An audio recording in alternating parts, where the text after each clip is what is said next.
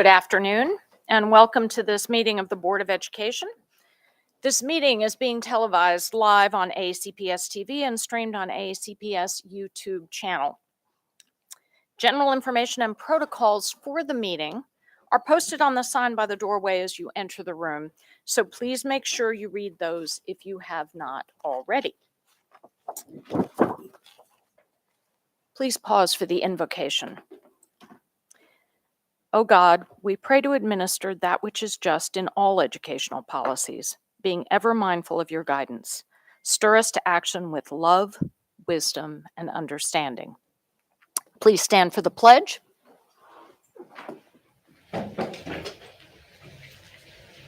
pledge allegiance to the flag of the United States of America and to the republic for which it stands, one nation, under God, indivisible, with liberty and justice for all.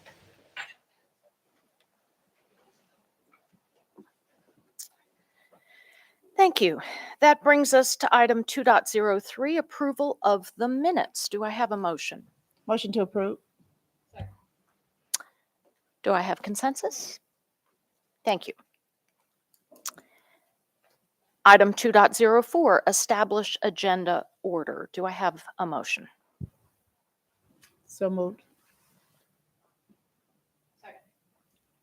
Thank you. Do I have consensus? Thank you. That brings us to item 2.05, recognitions. Dr. Bedell.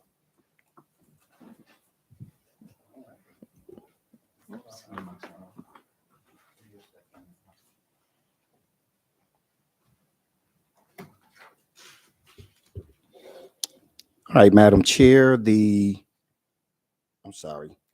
have Ms. Jen Lombardi, I believe, who's to come up and to take us through this process. She's our Acting Director of Partnerships of Developing and Marketing.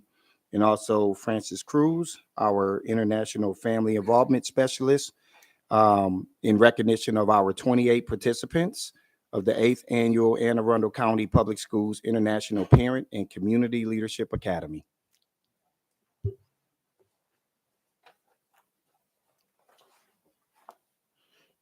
Good morning or good afternoon. Good afternoon. Buenas tardes. My name is Francis Cruz. I'm the International Family Involvement Specialist under Office of the School and Family Partnership, and I have the honor of presenting this afternoon recognition. Before I begin, I would like to ask members of the board, Dr. Bedell and Ms. Lombardi, to please come forward. Yep. Okay. Thank you.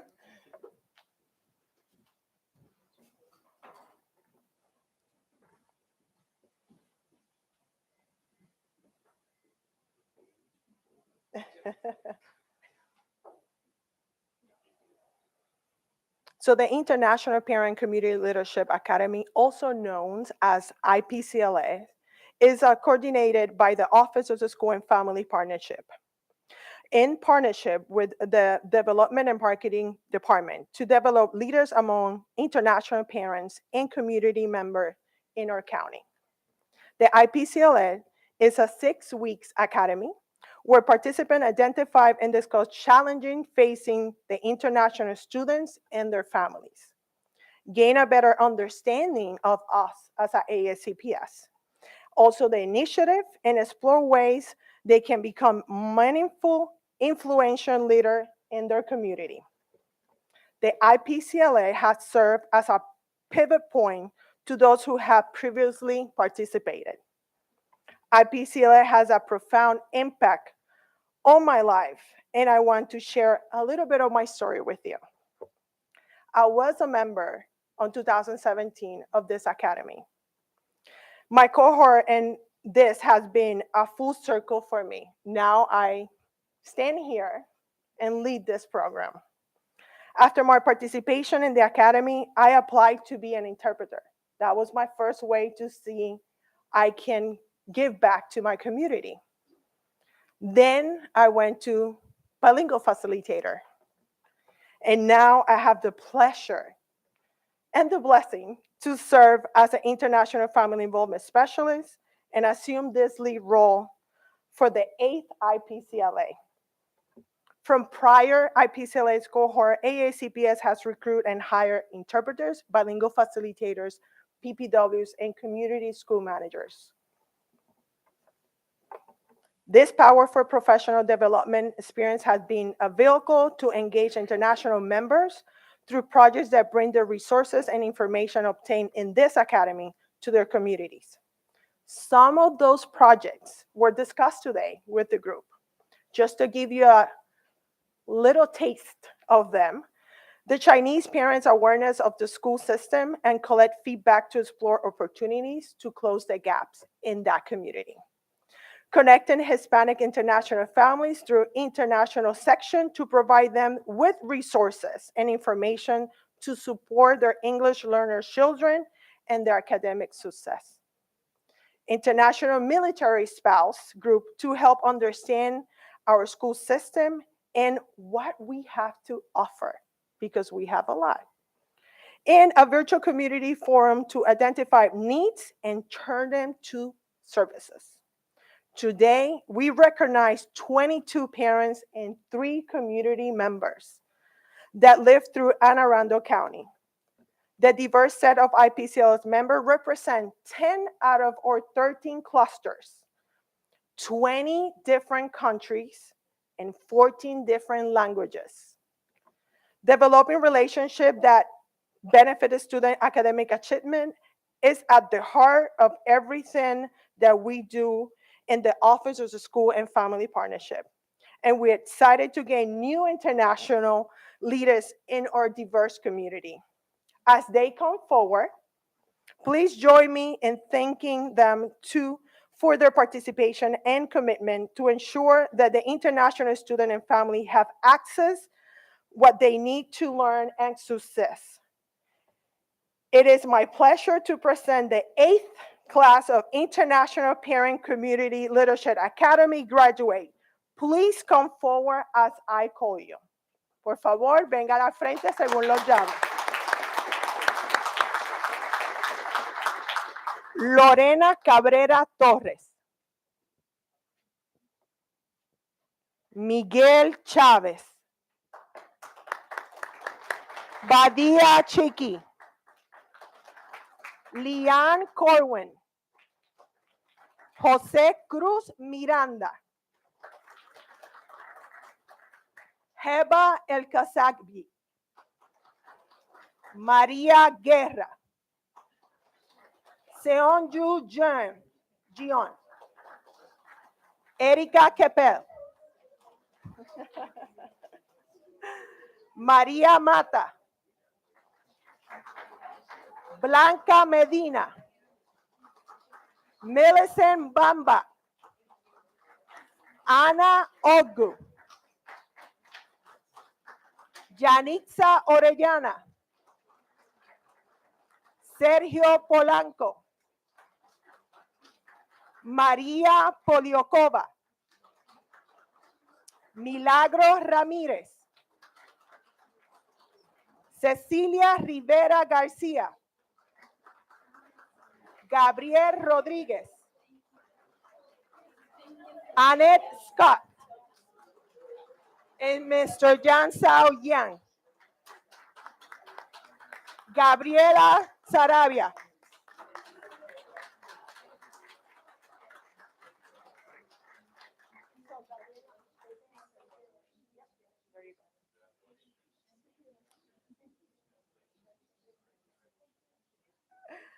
So please join me one more time and let's have one more round of applause for this class of parents and community leaders of the 8th IPCLA.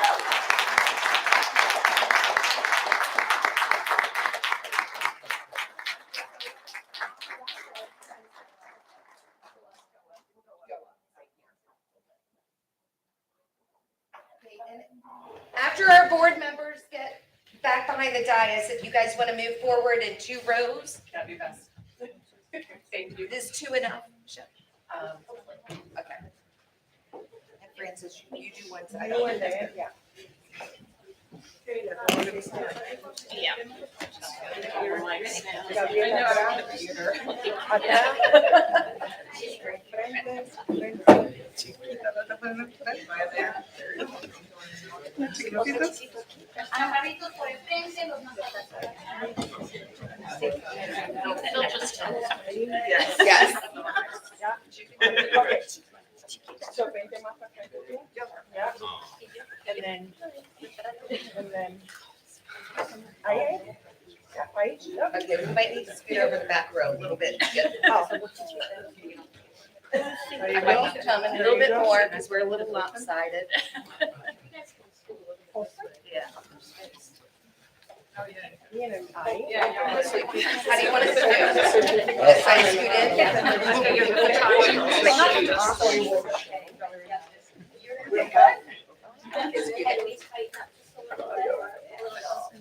Un poquito más cerca, please. I'm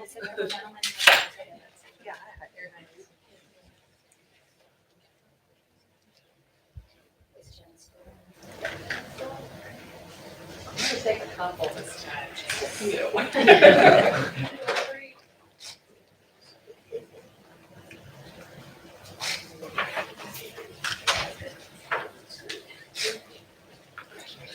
Thank you.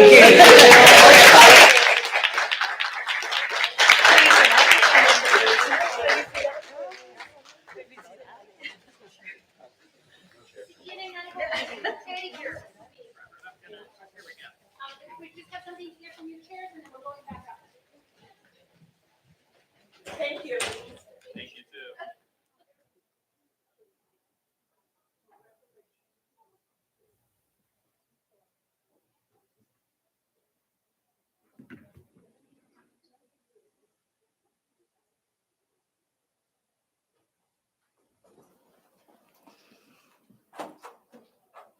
Okay, thank you.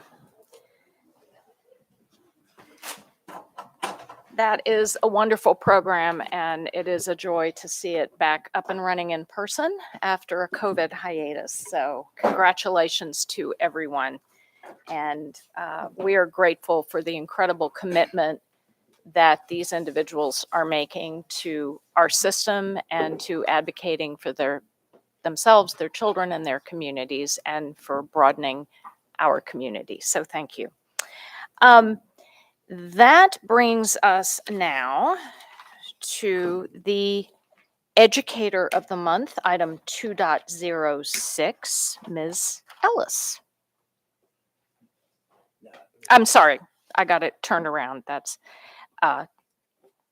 Silkworth. Thank you, President Tobin. Our April 2023 Educator of the Month is a proactive, positive, and integral part of all activities at the Center of Applied Technology North. Department Chair Greg Culber. Mr. Culber sees what needs to be done, and he does it. He has a knack for getting the best out of students, both virtually and in person. He is always focused on the task at hand. He is a positive and energetic influence on those around him. Everyone knows that they can depend on Greg for whatever or whenever they need help. Greg goes out of his way to get to know the students. He remembers the little details about them and follows up with caring questions and conversations. He makes suggestions and provides ideas to help address the needs of struggling students. The students know that he cares, and that is huge. Most importantly, Greg helps the students at Cat North with employability skills. He works with print media tech, graphic design, and Academy of Health Professions. He teaches students how to properly fill out a job application, complete professional resumes, and prepare them for mock interviews with industry professionals. The feedback from the interviewers is positive, specifically noting that the students are ready to work. During the summer, Greg runs the highly successful summer camp program at Cat North. He is also a big part of the annual car show in the fall. He is active in training and practice for Skills USA competitions, volunteering his time to help students compete at their highest level. Mr. Culber, thank you for your continuous efforts to support the students of the Center of Applied Technology North. The Board of Education is honored to recognize you as the Educator of the Month for April 2023. Please come forward. Congratulations.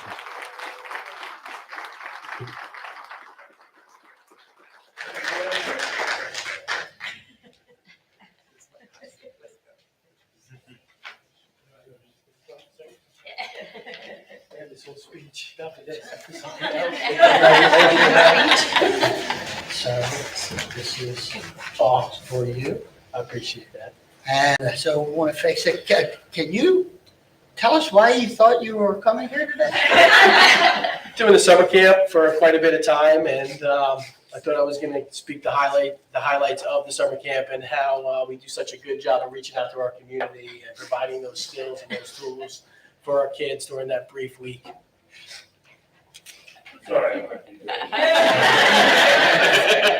Well, I think it's some family that came in. Yeah. Who's here today? I got my father here. Oh, good. Yeah. Stand up, Father. He's from Long Island, New York, so I haven't seen him in a couple of years. I have my wife here, Carrie. She's the inspiration for me. Absolutely wonderful. I just snarled. She's fantastic. And I got my two boys. They go to Oak Hill Elementary School. Yo! So, any final thing you would like to say? Thank you. This has been great. Working for AACPS has been great. A lot of times, teachers are selfless. So, being honored, it's not what you look for being part of a team, but it's nice when it happens to you. So thank you very much for giving me this April Teacher of the Month. I appreciate it. I know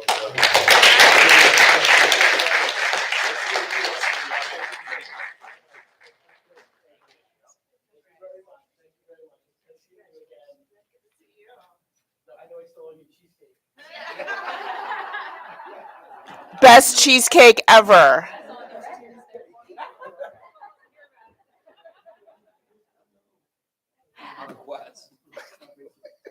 There will be a brief break in a few minutes to enable recipients to take pictures with board members and with Dr. Bedell. So everybody just sit tight for that. So that now brings us to item 2.07, Employee of the Month, Ms. Ellis. I got that right this time, right? Yes.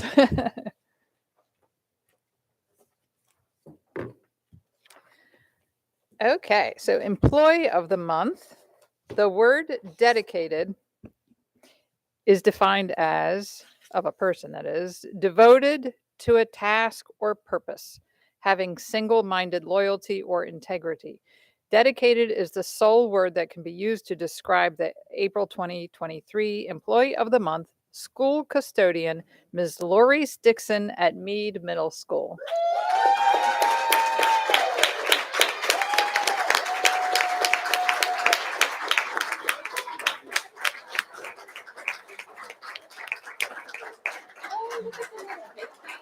Oh my God. Ms. Dixon is meticulous in performing all tasks around the school building. Her dedication to her work is apparent on a day-to-day basis. Without her dedication to detail and her attention to cleanliness, school principal Carla Steinbeck says, "I don't know where our school building would be." Ms. Dixon comes in early, stays late, and does whatever is needed to ensure a welcoming and clean building. Her knowledge of safety procedures regarding the use of chemicals, sanitation, and disinfection are impeccable. Plus, she has good communication skills, is a critical thinking and problem solver. Not only is Ms. Dixon good at her job, she also maintains professionalism when communicating with those around her, especially the students.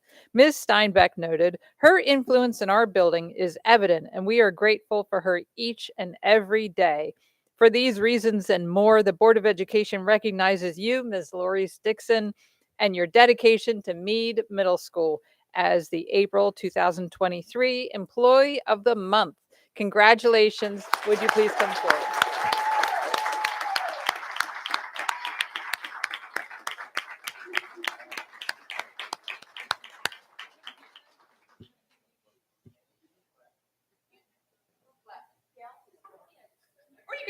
right here. Yeah. Come on up here.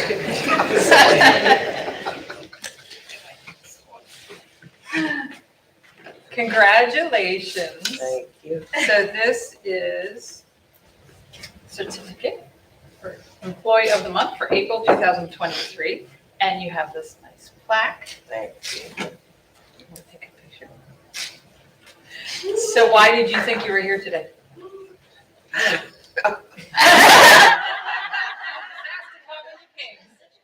Who do you have with you today?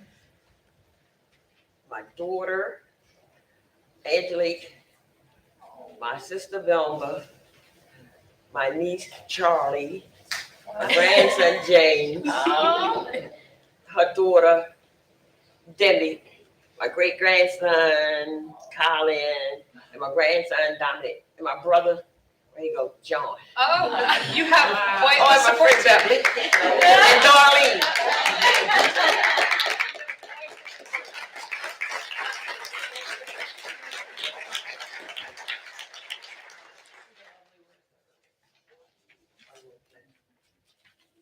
And we'll go out for some more pictures in just a minute. Congratulations, and Thank thank you. you for all that you do for Mead Middle School. Thank you. Thank you, me family.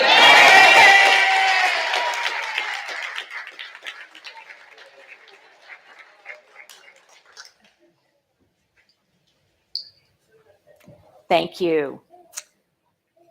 All right, this now brings us to item 2.08, Volunteer of the Month. Denzel Washington once said, "At the end of the day, it's not about what you have or even what you've accomplished. It's about who you've lifted up, who you've made better. It's about what you've given back." This month's Volunteer of the Month lifts up students and staff at Bates Middle, makes the Annapolis cluster a better place for our children, and continues to give back even as she's already given so much. Ms. Laura Graham Booth, the Board of Education, is thrilled to honor you as our April 2023 Volunteer of the Month.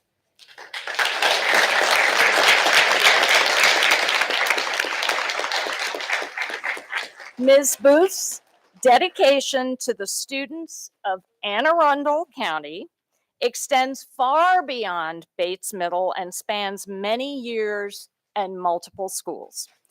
Previously involved at several Annapolis elementary schools, then in a leadership position with the Annapolis High PTSA, and following a successful year as PTA treasurer at Bates, she returned this year to become the Bates PTA president.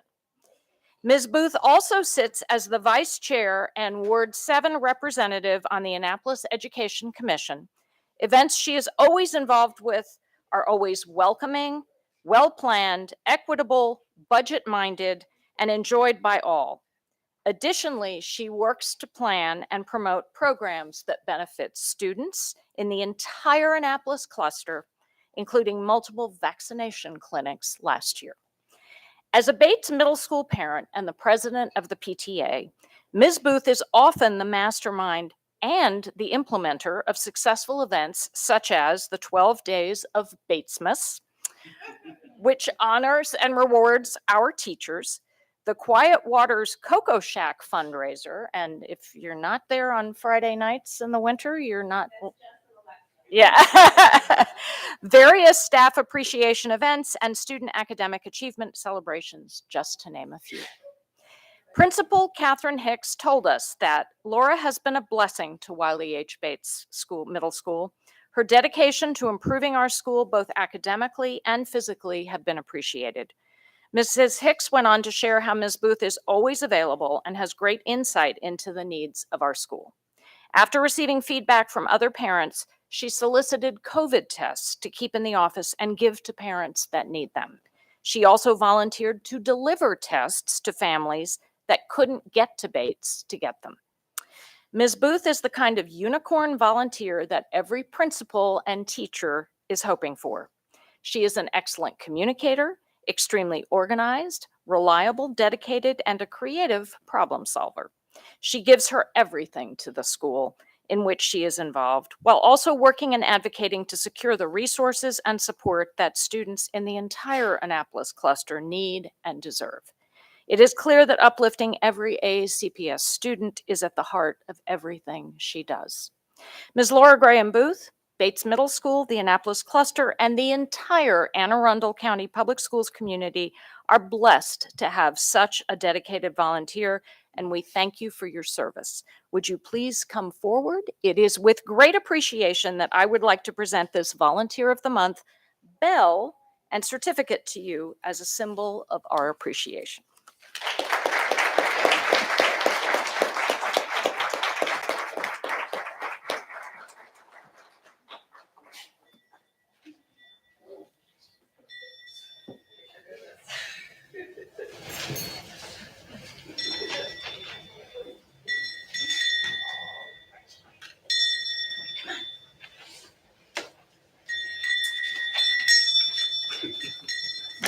Bell won't shut up.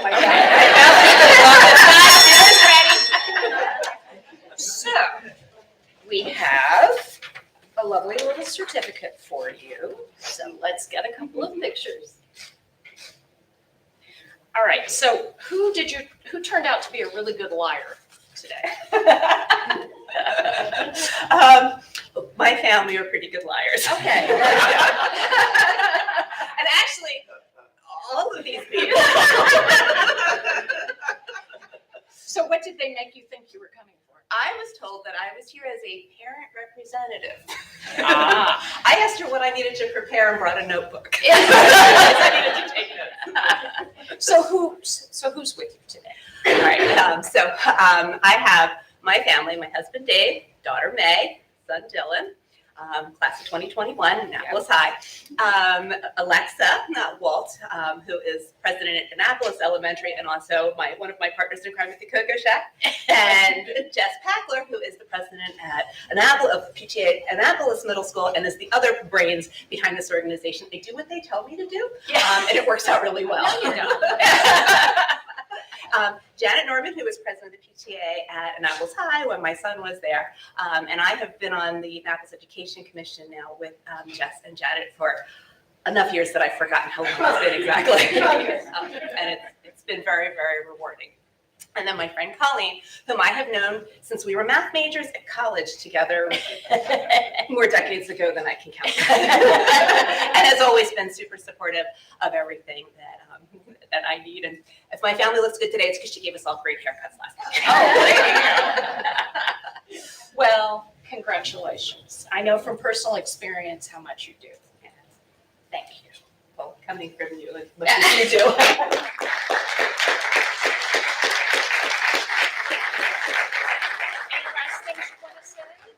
I just feel very, very fortunate. My kids have been in Anne Arundel County Public Schools for 16 years, and I've had a front row seat to the amazing education that they get. I've gotten to go on so many cool field trips, and it's been an honor and a privilege, and I just feel grateful for being able to help add to everything that all of the amazing educators and administrators do to make our schools so incredible. We feel very fortunate to live here. Thank you.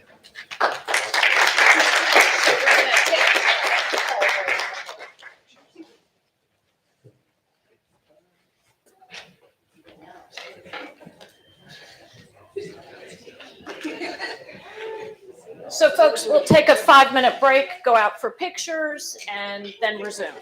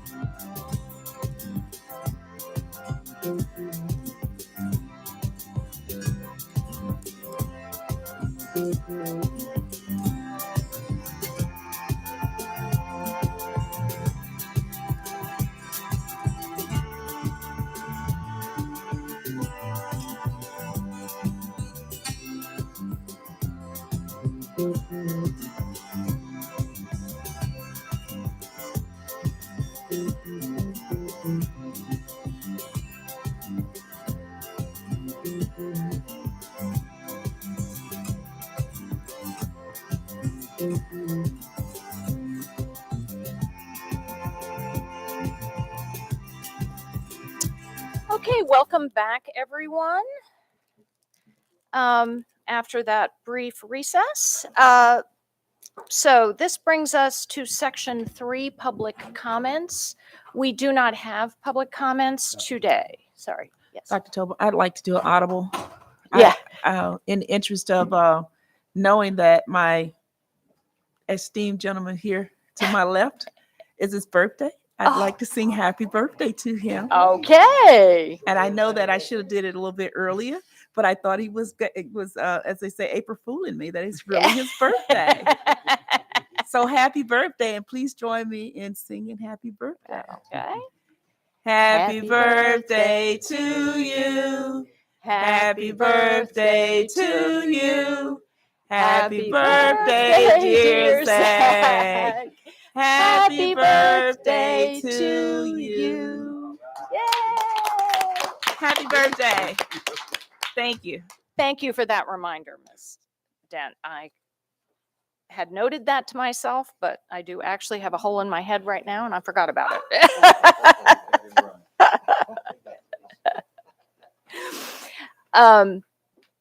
And safe travels, Mr. McGrath.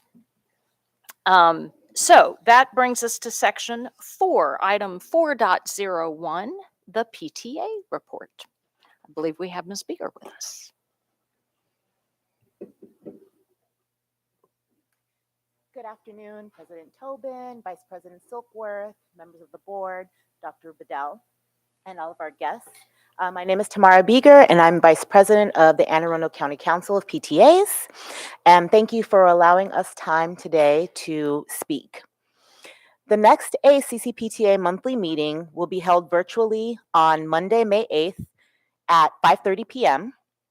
This will be an important meeting because we will be holding elections for the 2023 to 2025 AACC PTA Executive Board during this meeting.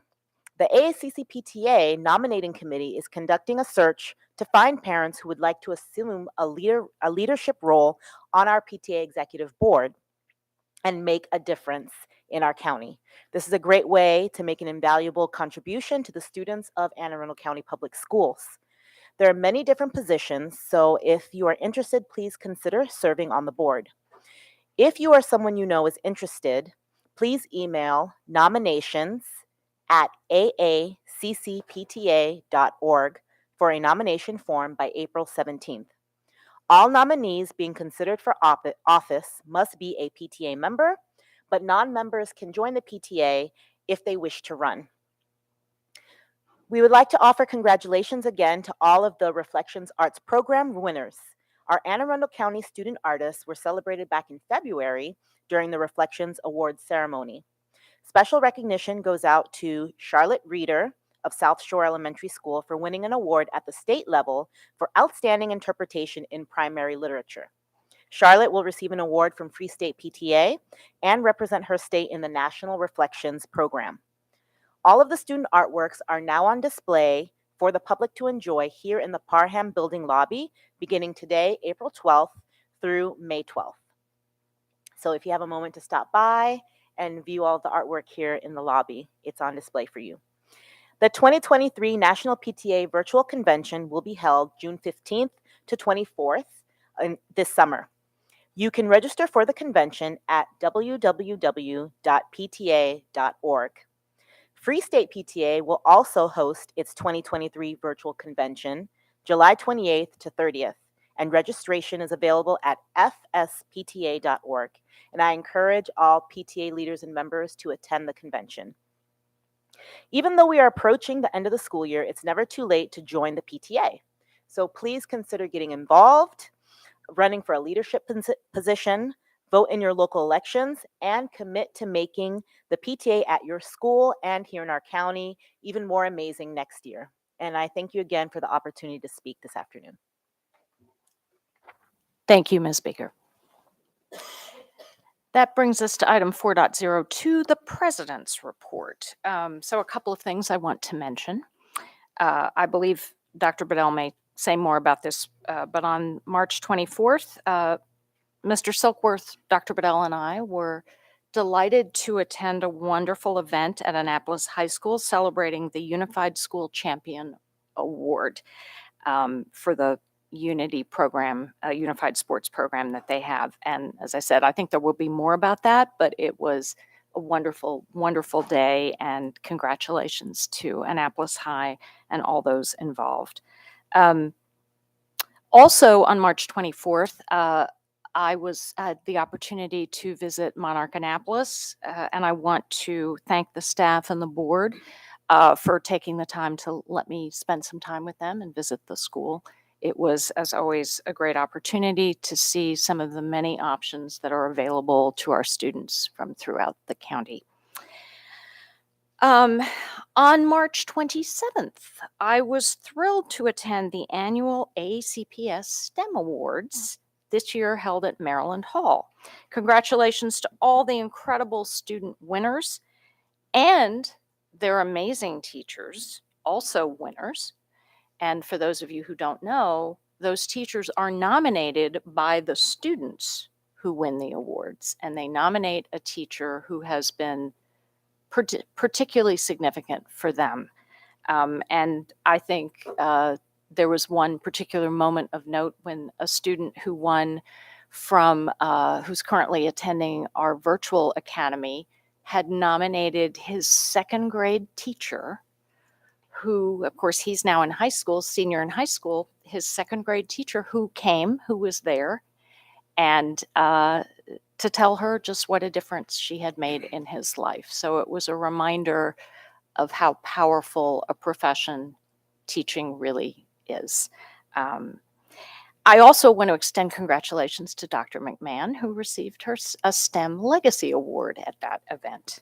So congratulations for all the years that you've led development of STEM in ACPS.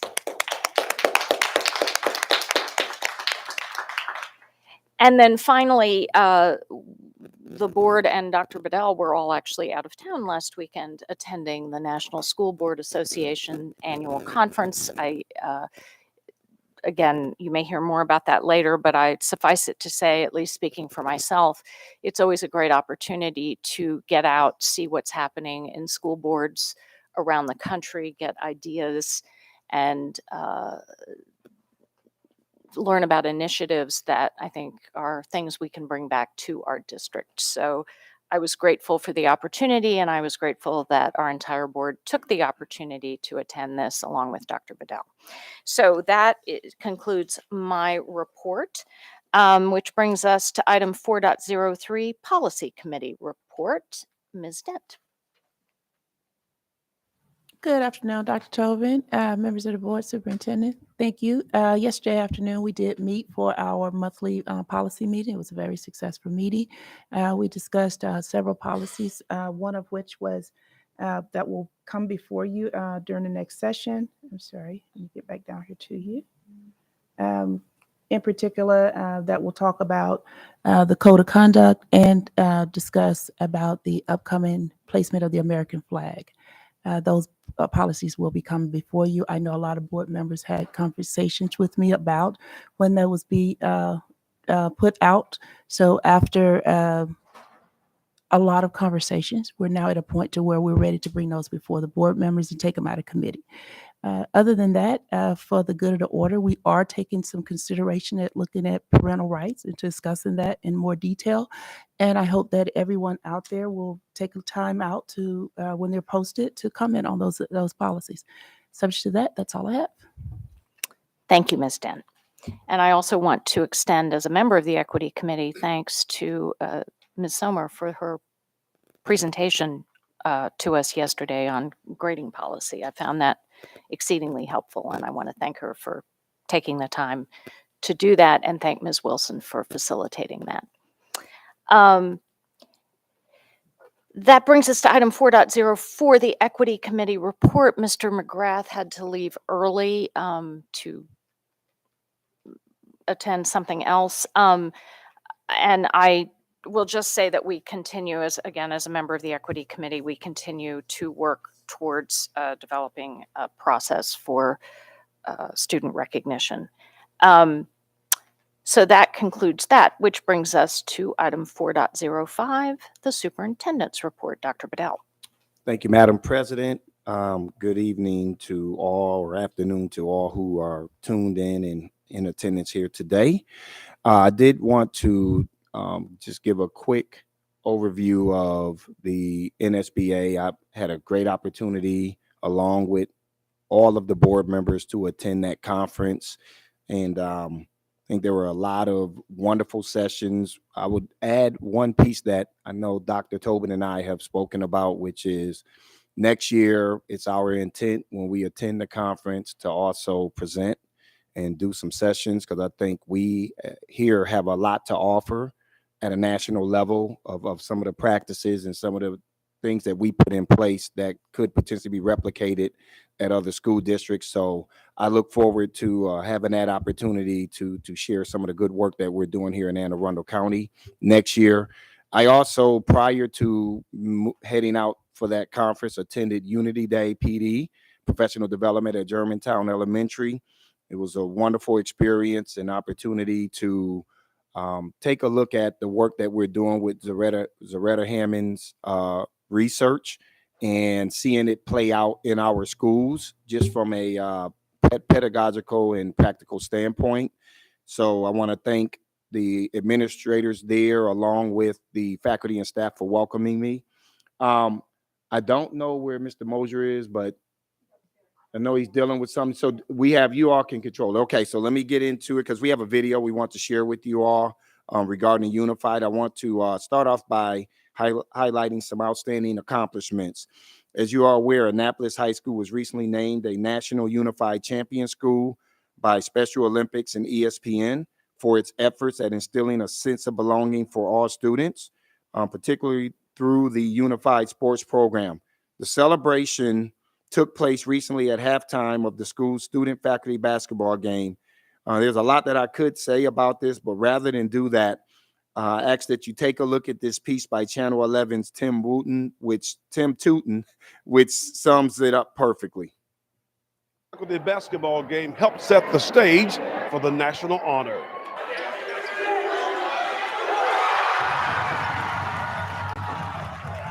Competition and community both on display at the Friday afternoon Unified game. But at the core of this event, inclusion.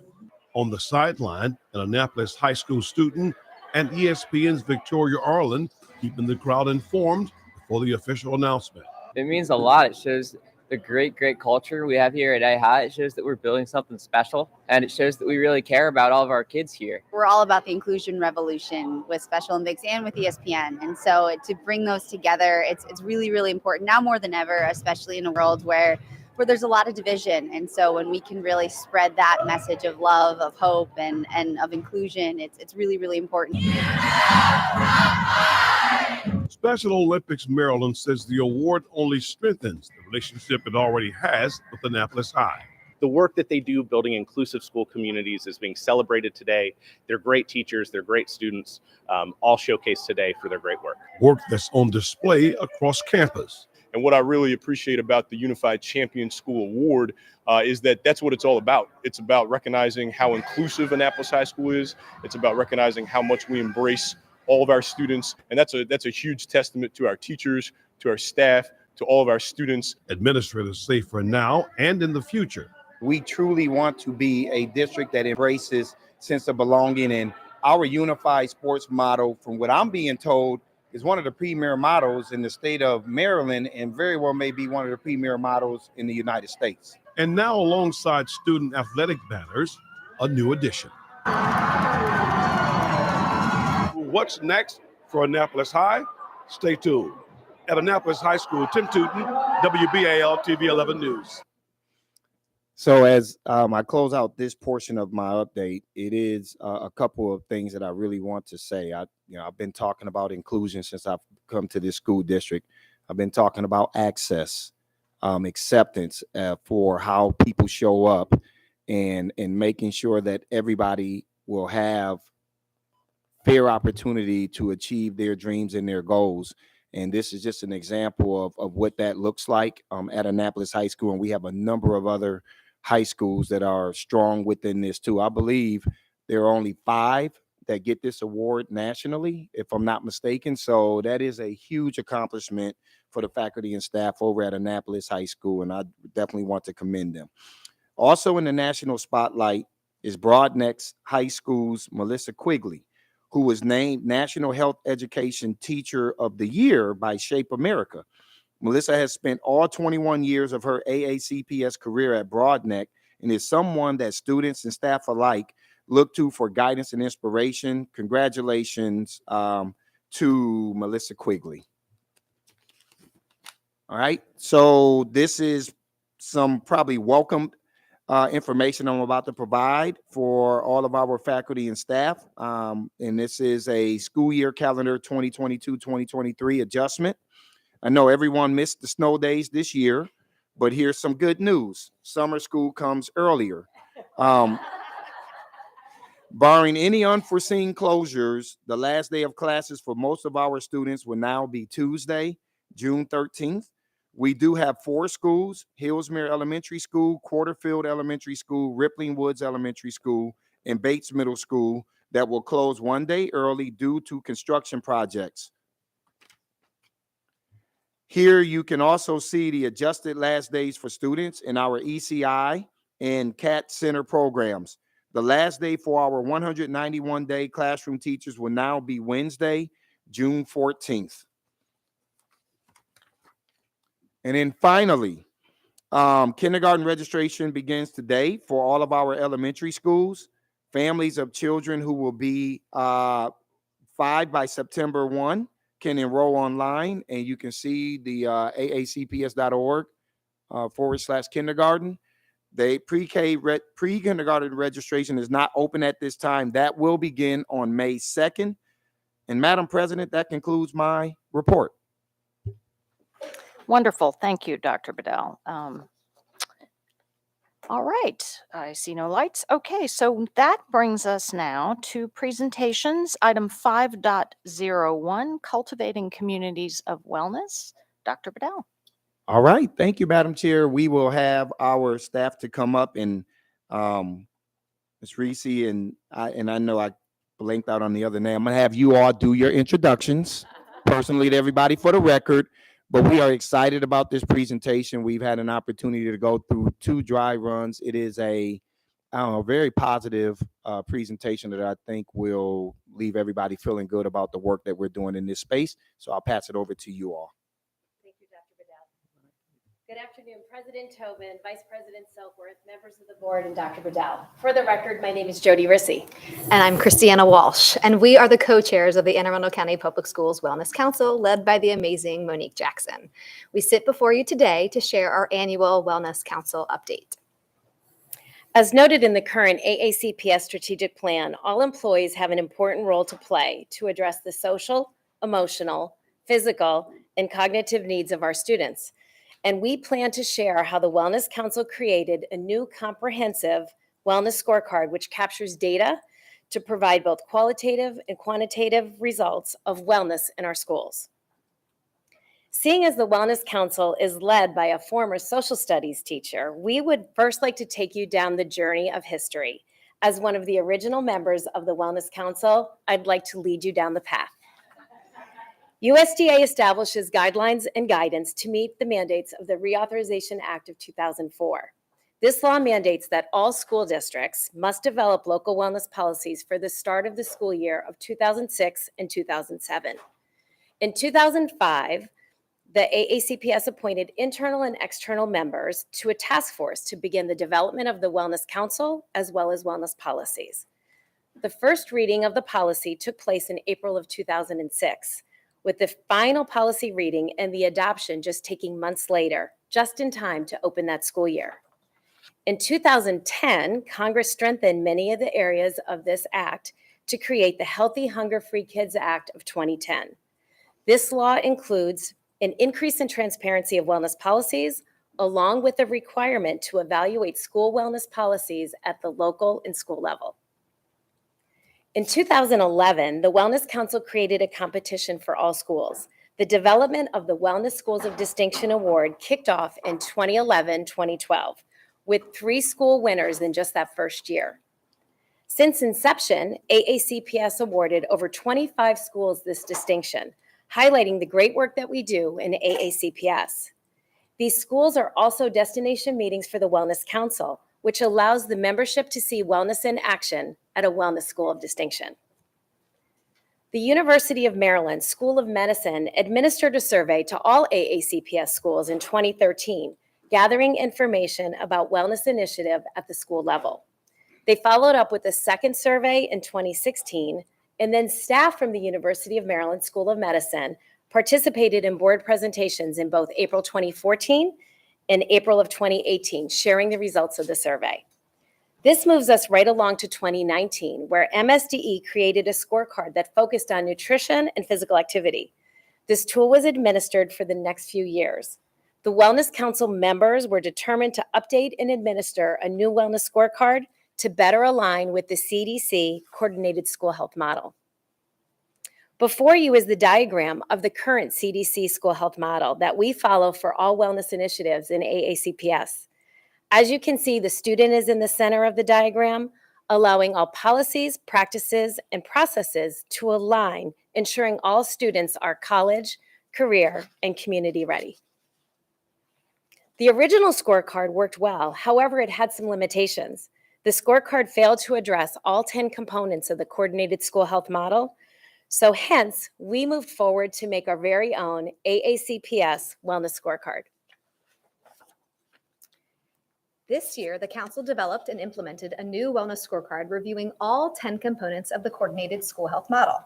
The scorecard allows for schools to evaluate their performance in each of the 10 areas, focusing on 4 pillars: students, staff, parents, and community. Each section also allows for schools to highlight the various best practices that are implemented at the school level. The scorecard concludes by asking each school to create a wellness-focused goal with action steps and responsible team members. Wellness Council membership supports school wellness teams in reaching these goals. We are once again excited and proud to announce that we have 100% participation and completion. And now it is time to unveil the results of our new Anne Arundel County Public Schools Wellness Scorecard. We'd like to share a few highlights with you this year. Let's first begin with the physical environment, where nearly 75% of the schools strongly agree that they have outdoor learning areas that are regularly utilized by students and staff. We recognize that 25% of the schools are still working towards providing an outdoor learning area, and we plan to support these schools in creating a positive outdoor environment. As you will see in all of these slides, like in every part of our school system, there's areas where we may need work, but we are committed to work and support all schools in all wellness initiatives. You can see in this slide, there's students engaged in outdoor classrooms at Rolling Knolls and Jones Elementary School. You can also see the commitment to outdoor learning areas via our design and construction of new schools, which includes inclusive outdoor areas such as this at Old Mill West High School. Next, we'd like to highlight that 85.6% of schools strongly agree that they are purposefully incorporating movement opportunities throughout the school day. Our curriculum and instruction content coordinators are purposely incorporating opportunities for movement into the written curriculum, so teachers have ready-to-use strategies to implement in their classrooms. Here you will see students at Marley Glen Special Center utilizing their sensory walk. You will also see students at South Shore Elementary School participating in one of our elementary dance residencies. And you will also see teachers participating in movement activities during a professional development to use in their schools. The next slide indicates that nearly 3/4 of the schools strongly agree that workshops are available to families on wellness topics. Our Family Academy provides family access to workshops and resources to use on their own time through the online portal. We also offer in-person parent workshops, and here we have several of those workshops in action, and check out that great attendance. Next, schools agree and strongly agree that facilities are available for all stakeholders outside of school hours. Students rank the highest with 92%. Staff is a close second with 90%, followed by the community at 88% and parents at 86%. We continue to work with schools on ways to engage the community in wellness activities outside of the school day. Here you will see students and staff activities taking place after school hours, from Girls on the Run to yoga to staff yoga. You can also see and check out one of our organized events such as Girls Night Out. Maybe you want to try one of our paint nights or sewing nights, or maybe you want to come to one of our resource fairs to find resources to support your child. We have it all right here in AACPS. As Dr. Bedell has mentioned in many interactions, creating a sense of belonging in our schools is vital to creating a positive, inclusive school environment. There are many groups and organizations that formed pre-COVID, like the Teen Mental Health Advisory and the Anne Arundel County Mental Health Advisory. These are just two examples of initiatives in place to support the social and emotional climate in our school system. To close our highlights from this year's Wellness Council scorecard, we are excited to share that 92% of all schools report that they have initiatives in place that positively impact the social and emotional climate in their buildings. Initiatives like the Kindness Cup competition, kindness walks in the community, wellness walls, or Post-it note walls of hope, where students can grab a Post-it with a positive affirmation. There are so many wellness initiatives in place to support a healthy body and mind, while also promoting kindness to all. Schools continue to create opportunities where all students feel welcomed and included, like our unified PE, dance, and art courses, and also our unified sports.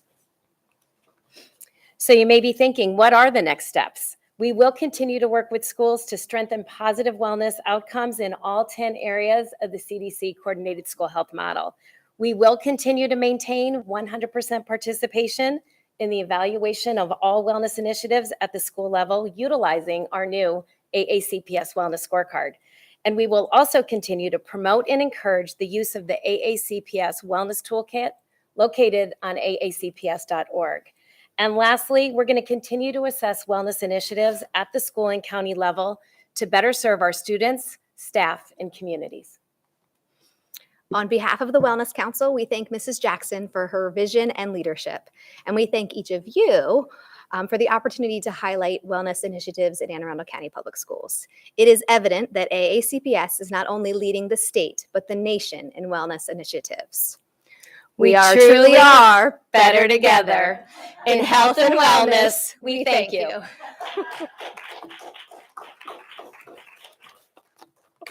I'm just impressed that the dress thing, that we're lucky we're all just here and clothed on a given day. Okay, maybe I shouldn't say that. Anyway, thank you very much. I see a light from Ms. Schallheim. I want to thank you not only on your fabulous presentation, but on the work you all do every day.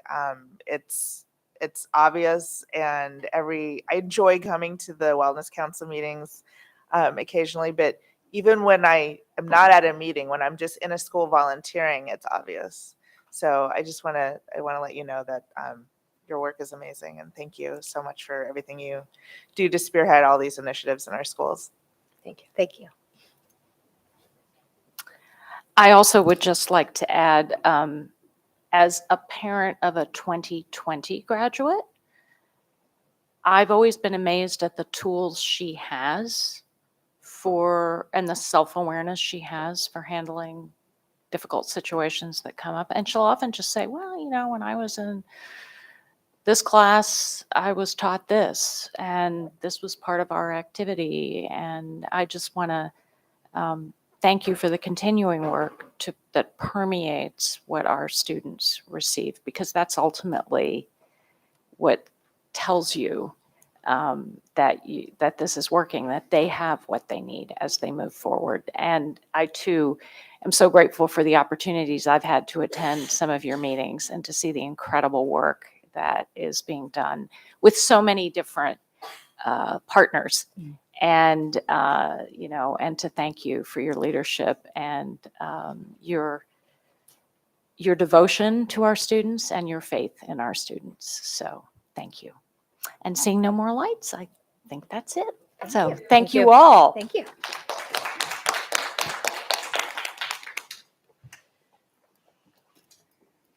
All right, so moving along here, that brings us to section 6, consent items. Do I? Motion to bundle. Is there a second? Okay. All right, Dr. Bedell. All right. Madam President, the superintendent recommends that the Board of Education authorize the award of contracts in items numbered 6.01 through 6.08. Second. All right, thank you. So I do have, I see a light, Ms. Frank. I have a brief question on the exterior door 6.03. That's at Northeast Middle School. Dr. Bedell and you and I went on a walk through there recently. I just wanted to know, was this one of the results of that, or did just this happen to come up prior to that? I'm going to let Mr. Stansky come up. I definitely expressed Because that some would be things I fast. saw. I was So I'm not certain that it was in response Okay. to that, but yeah, there's some things that need to be done over there, Ms. Frank, that I have expressed to staff. For the record, Matt Stansky, Acting Chief Operating Officer. No, this was in the works prior to Dr. Bedell's visit, but rest assured, he did communicate his concerns to me from the visit. Awesome. Well, I'm Yeah, glad that I'm not we that were already powerful. looking there, right? Not that quick. Well, no, we've already started, right? Thank you. Thank you so much. Okay. And I have an additional question about item 6.04, the mobile registration van. I was just curious about this. Is this something we have previously done? Again, for the record, Matt Stansky, Acting Chief Operating Officer. No, it is not. So this is something new. About a year ago, we sat down with the English language development team when we got our annual grant funds, and the state was sort of pushing for, innovative ways to engage the community. And this idea came about, and so, yeah, we've pursued it. And so really it is, when you have new families arriving in the United States, they cannot attend school until they enroll in our International Welcome Center. We find that sometimes for those families, it's difficult to get to the center. And so we thought, why not go to where they're at?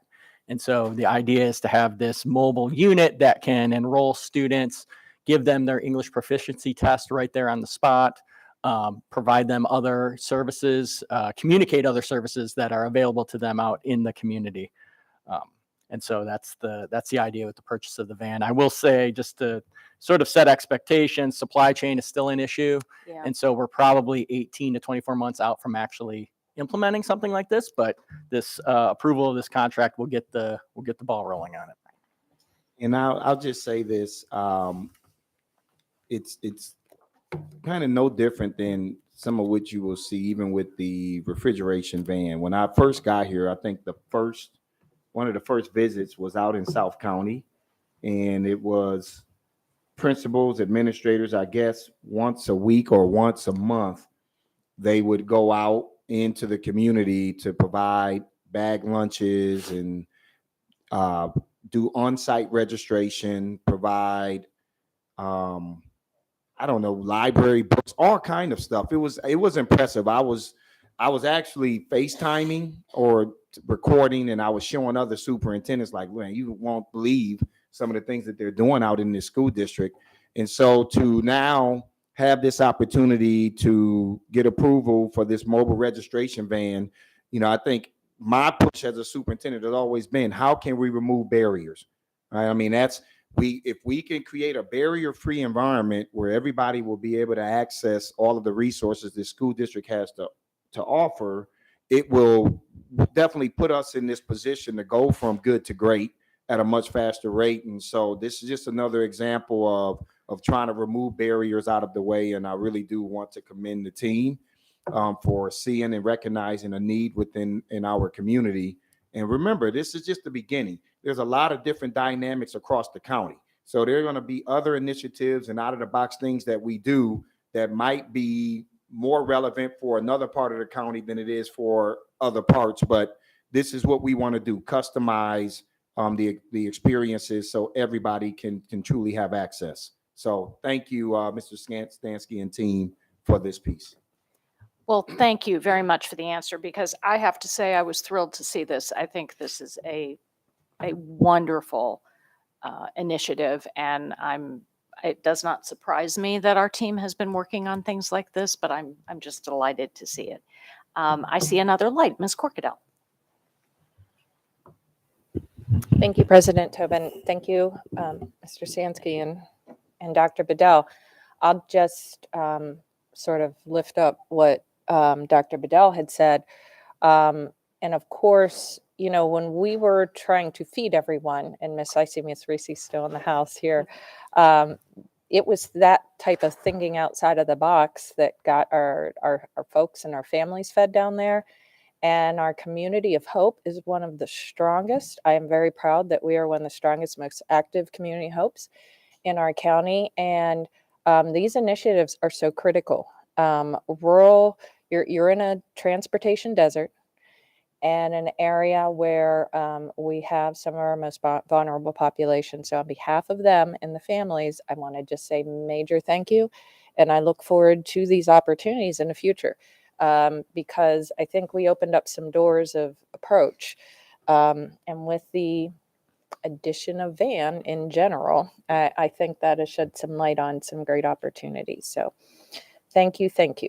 And if I could, we have some more pilots and some things that we're doing that we will eventually introduce to the board as we head into the upcoming school year. So we're really excited. Some of the things with Blueprint that we want to start looking at now. So we're going to try to get ahead of the curve and really get our action research data now. So we are ready to, when it's time for this stuff to really be 100% in position for us to implement, we have learned lessons well in advance. So just want to share that with you all too. More to come. Yeah, and I'll just say too, our partnership with the county is very strong in this capacity. And behind the scenes, there is a whole bunch of folks, great working folks that work with Ms. Jackson, Ms. Reese, and the entire team constantly to reduce the amount of families who fall in the cracks. And getting them out, even albeit one at a time, is awesome. And so being part of that collective community is nothing but spectacular. And I look forward to continued progress and results. Thank you. Thank you. Seeing no more lights, we still have to vote on the bundle, right? Or no? Did we vote on that? Okay.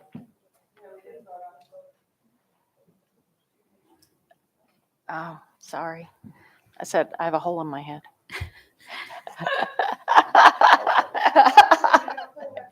Yeah, all day.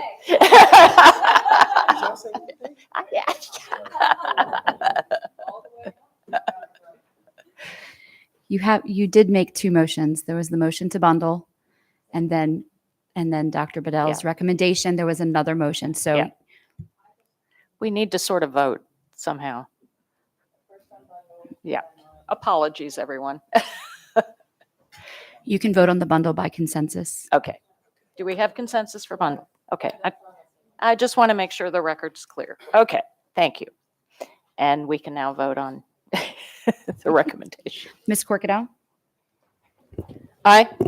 Ms. Schulheim? Aye. Ms. Dent? Aye. Mr. Silkworth? Aye. Ms. Frank? Aye. Ms. Ellis? Aye. Dr. Tobin? Aye. Motion passes 7-0. Thank you. All right. That takes us to section 7, item 7.01, administrative personnel appointments. Dr. Bedell. The superintendent recommends that the personnel listed on the attached sheet be promoted and or appointed as discussed in executive close. So moved. Second. Thank you. Seeing no lights, Ms. Howell. Ms. Corkadell? Aye. Ms. Schulheim? Aye. Ms. Dent? Aye. Mr. Silkworth? Aye. Ms. Frank? Aye. Ms. Ellis? Aye. Dr. Tobin? Aye. Motion passes 7-0. Thank you. Item 7.02, personnel. Dr. Silkworth. Dr. Bedell. Thank you, Madam President. The superintendent recommends that the board approve the actions as stipulated on the attached sheets as discussed in executive close. So moved. Second. All right, thank you. Seeing no lights, Ms. Corkadell? Aye. Ms. Schulheim? Aye. Ms. Dent? Aye. Mr. Silkworth? Aye. Ms. Frank? Aye. Ms. Ellis? Aye. Dr. Tobin? aye. Motion passes 7-0. Thank you. That takes us to item 7.03, policy revisions on third reading, distribution of non-school communications, code KA. Madam President, the superintendent recommends approval of policy KA subject to final correction for style and format. And we'll pass this over to Ms. Wilson. Good afternoon, Dr. Bedell, President Tobin, and members of the board. For the record, Grace Wilson, Legislative and Policy Specialist. Policy KA is before you on third reading. It was last revised in 2013 and is being amended to, establishes criteria for displaying and distributing printed informational materials and announcements in schools, whether to be sent home with students or displayed in the school. The policy is being amended to bring it into compliance with current event procedures, to clarify circumstances under which material may be displayed or distributed by schools, and to make the distribution process more efficient. And with that, I'd be happy to take any questions you may have. Thank you, Ms. Wilson. Seeing no lights, We don't have a motion or we a don't second. have a motion. All right, so Move to approve policy as written, subject to technical and stylistic Second. changes. okay. We have a motion and a second. Ms. Frank. I have had in previous conversations concerns about this policy. The people were unhappy with not being allowed to have their information distributed in the school. I am going to support this policy today, but I just wanted to make the statement that we have to conduct business and we have to draw the line, and we don't necessarily have the ability to operate and address everyone's concern all the time. So while I do understand that, certain groups have reached out to me and said, I would really like to have my things distributed, I would really like to have them promoted, we just can't do that at all times for all groups. So we have to draw a line, and this is, I think, a responsible place to do so. So I will be supporting this policy. I appreciate the work that the policy committee did to try to balance all of the needs of the school and all of the background information that was submitted to us. So thank you. Thank you, Ms. Frank. Seeing no more lights, Ms. Corkadell? Aye. Ms. Schulheim? Aye. Ms. Dent? Aye. Mr. Silkworth? Aye. Ms. Frank? Aye. Ms. Ellis? Aye. Dr. Tobin? aye. Motion passes 7-0.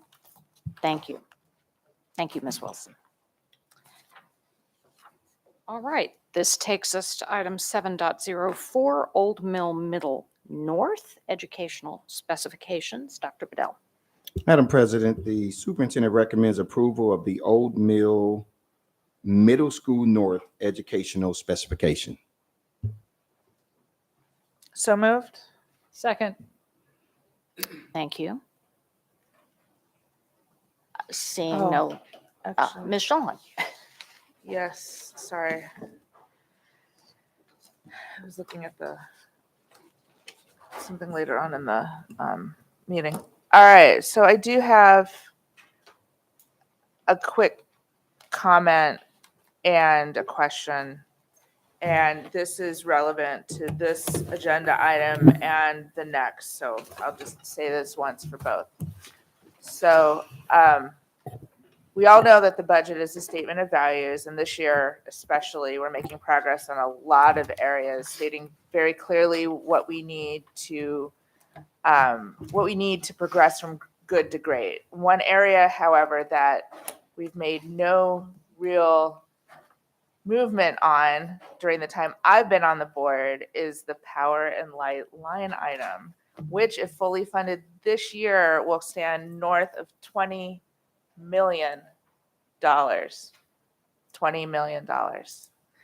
So during the NSBA conference, which we all just attended, and there was a lot of great things to choose from, so it's not like it's surprising, but I was the only board member that attended the session on the topic of budget neutral sustainability initiatives. And while I love seeing solar ready in our ed specs, I know we can do better. And when we know better, we should do better. Understanding that we are still in the process of auditing opportunities in this area, I hope that we can move on this line item and on solar in particular as soon as possible. So my question with regard to this ed spec and the next one is, have we considered tax exempt lease purchasing or power agreements so we can finally make some movement towards potentially millions of dollars of savings annually in this area? This would apply to both these ed specs. I'll, for the record, Matt Stansky, Acting Chief Operating Officer, and I'll let my distinguished colleagues to my right here introduce themselves. Jeff Hagan, Supervisor of Planning, Design, and Construction. Kyle Roof, Director of Facilities. Mary Patz, Lead Architect. I will let the school design experts respond to your question. Thank you. So the buildings that we're opening this year, which are the 3 elementary schools, are all solar ready, as you mentioned. In addition, every new ed spec that we have on the table today with us is solar ready.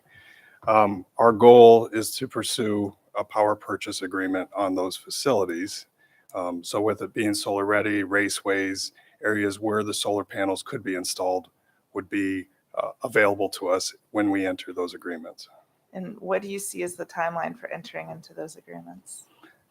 You kind of have a prime window between 3 and 5 years after it's opened.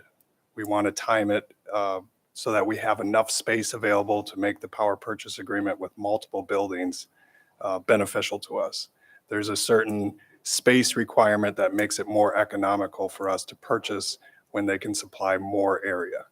And that's kind of what we're waiting for, more buildings to open up that are solar ready to enter into one of those agreements. So what's the lifespan of our roofs on these buildings? Typical roof, we like to have it run about 20 years. So we're sacrificing 5 years of energy and earth saving and money savings ability off of the, if we're opening a school next year or the year after, and we're not doing this for another 3 to 5. It's not to say that we aren't pursuing renewables. 20%, No, I know you are. 20% of our power purchased by the school system is from renewable sources. I just look at that line item and I think, boy, what can we do with $20 million to help benefit all our students? And what can we do with putting solar on our roofs today and help save the planet, help save some money?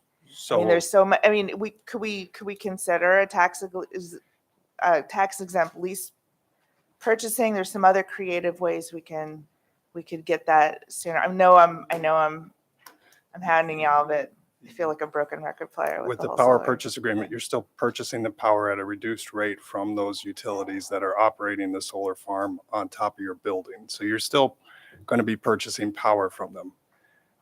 Pursuing an agreement where we would buy solar panels, there's still an upfront cost associated with buying those panels. So I think either way you slice it, we're looking at purchasing power in one form or the other. Well, right, but a power purchasing agreement, isn't it a zero capital outlay, and then they take a cut off the top in terms of cost per kWh? Yes, there's a reduced rate that you're going to pay, but it's based on the square footage of solar panels that you're going to provide. So that's why we need to increase the square footage of area that's available to enter into one of those agreements. Okay, well, I'll drop it for today, but I just think we could look into this. We should be constantly reevaluating what the sweet spot is, you know, what these companies can do for us today.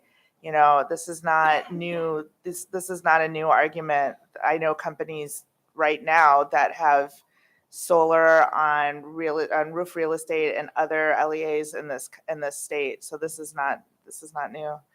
And I just hope that we can start saving some money for our students, to benefit our students, meet school needs at school levels. Thank you so much. Of course, I'm going to support this. I just wanted to get my more than 2 cents in today. Thank you. Just for the record, aren't we pursuing a study or a grant to look at renewable energy? Right now, we're undergoing a feasibility study for decarbonization, and we should have those results by the end of the year. And that will kind of dictate future ed specs and performance standards that we're going to be designing our buildings to. Okay. Thank you. Okay, seeing no more lights, Ms. Howell. Ms. Corkadell? Aye. Ms. Schallheim? Aye. Ms. Dent? Aye. Mr. Silkworth? Aye. Ms. Frank? Aye. Ms. Ellis? Aye. Dr. Tobin? Aye. Motion passes 7-0. Thank you, which takes us to 7.05, Old Mill High School Educational Specifications. Madam President, the superintendent recommends approval of the Old Mill High School educational specification. So moved. Second. Okay, we have a motion and a second. Seeing no more lights, Ms. Howell. Ms. Corkadell? Aye. Ms. Schallheim? Aye. Ms. Dent? Mr. Silkworth? Aye. Ms. Frank? Aye. Ms. Ellis? Aye. Dr. Tobin? Aye. Motion passes 7-0. Thank you. Thank you all. All right, this brings us now to item 7.06, Chesapeake Lighthouse Foundation merger proposal. Dr. Bedell. Thank you, Madam President. Superintendent's recommendation that we'll have Mr. Pat Crane to come up. In order to in order to maximize access opportunities for students across Anne Arundel County, Superintendent recommends that the board deny the request to merge schools, but approve a guaranteed enrollment continuance from 5th to 6th grade of up to 35% of students as outlined in the Maryland Charter School Law. The superintendent further recommends that the following count towards that 35% with a lottery to determine admission if necessary. Any 5th grade sibling of a current CSP middle high school student, whether enrolled in, I hate these acronyms, Chesapeake Science Point Elementary School or not, applying for 6th grade at the Chesapeake Middle High School in the next school year. So we have a presentation for you all. I think I pronounced that. I said that right? The schools. And we want to take you through this presentation before we field questions and then have the board to take action. Great. Thank you, Dr. Bedell. So good afternoon, President Tobin, Vice President Silkworth, members of the board, and Dr. Bedell. For the record, my name is Pat Crane, Director of Alternative Programs for the district. You have before you a request from the Chesapeake Lighthouse Foundation to merge the newly approved K-5 elementary school with the CSP Middle High School. But before we get into the merger request, I do just want to brief you and bring a brief history of our CSP schools. So first, under the Maryland law, the local board of ed is the charter school authorizer. Currently, this board authorizes 2 Chesapeake Lighthouse Foundation schools. One is the middle high school that's been around since 2005. The other is the newly approved elementary school, which was approved by this board back in 2022, which is authorized to serve 576 students K through 5. It is on schedule to open this year. And in year 1, it will have 384 students in grades kindergarten through 5. It is important to remember, and I do want to point out that when the school was originally approved back in 2022, We were very clear that it was to be done so as a separate elementary school, not as a school to be combined with the middle high school, in order to maximize as many opportunities as possible for students across Anne Arundel County Public Schools. The following slide outlines the merger proposal as requested by the Chesapeake Lighthouse Foundation and its board. You also have a more detailed version of this merger request as part of your board packet. The merger request calls to combine, as we said before, the elementary school and the middle high school to combine into one single K-12 school. And per their request, they outlined 3 specific reasons for this. Number 1 is to provide families with continuity and a seamless transition for their students from elementary to middle. Number 2 is to provide sibling priority, ensuring the acceptance of the elementary student if there's a sibling already accepted into the middle high. And finally, to provide flexibility and sustainability for the operations, finances, budgeting, accounting, and staffing of both schools. The following 2 slides outline Dr. Bedell's recommendation, and you heard earlier what that recommendation was. And again, there are 2 slides, and I'm going to go from general to specific. So the first slide, again, as Dr. Bedell said, was to deny the request to merge schools, but approve a guaranteed enrollment as allowed through the Maryland Charter School law. So if this merger were approved today, it would eliminate access to the CSP Middle High program for students from around the county who were not enrolled in CSP Elementary in kindergarten or who are siblings of current CSP students. So groups of students that this currently would impact would be homeschooled students, for example. Many of our homeschooled students are very satisfied and very happy through elementary school. And then by middle and high school, sometimes they're looking for other options. So again, those students wouldn't have been enrolled in the elementary school. It would then miss out on that middle high opportunity. Students moving in from out of county at any point in their academic career. So again, students that move in post kindergarten, they would not have an opportunity. Students who develop an academic interest that would be well served by CSP programs. So again, a lot of parents are satisfied with their elementary school, and it's at the middle and high school level that they really want another option. And then, of course, this school serves a lot of parents from the Meade cluster, and I don't want to look military families as well who move in late and would want to access the middle high school. So, it's interesting to point out that consistently over the years, the CSP Middle High has had over 400 applicants a year for 6th grade. Over 18 years, that's hundreds of students that, if this merger were to be approved, those hundreds of students would never have had access to a seat at CSP Middle High. And I know many of you have had an opportunity to go out to the school and see the students that we serve. And for a lot of those students, they did come in the middle of elementary school or after 5th grade. And so that large group of students are the students we really want to make sure have an opportunity to continue to access the school. So a little more detail around Dr. Bedell's recommendation. The specifics of the recommendation go into a guaranteed enrollment continuous from 5th to 6th grade of up to 35% of students as outlined in the Maryland Charter Law, with the following counting towards that 35%. Again, any 5th grade sibling of a current CSP Middle High student, whether enrolled in CSP Elementary or not, applying for 6th grade at the CSP Middle High School for next year. And then a lottery to determine admission if necessary. So if there are more siblings than seats in that 35%, we would do a second round of lottery for that group of students. And we believe the superintendent's recommendation provides a fair and equitable solution, which is also aligned with the state's charter law.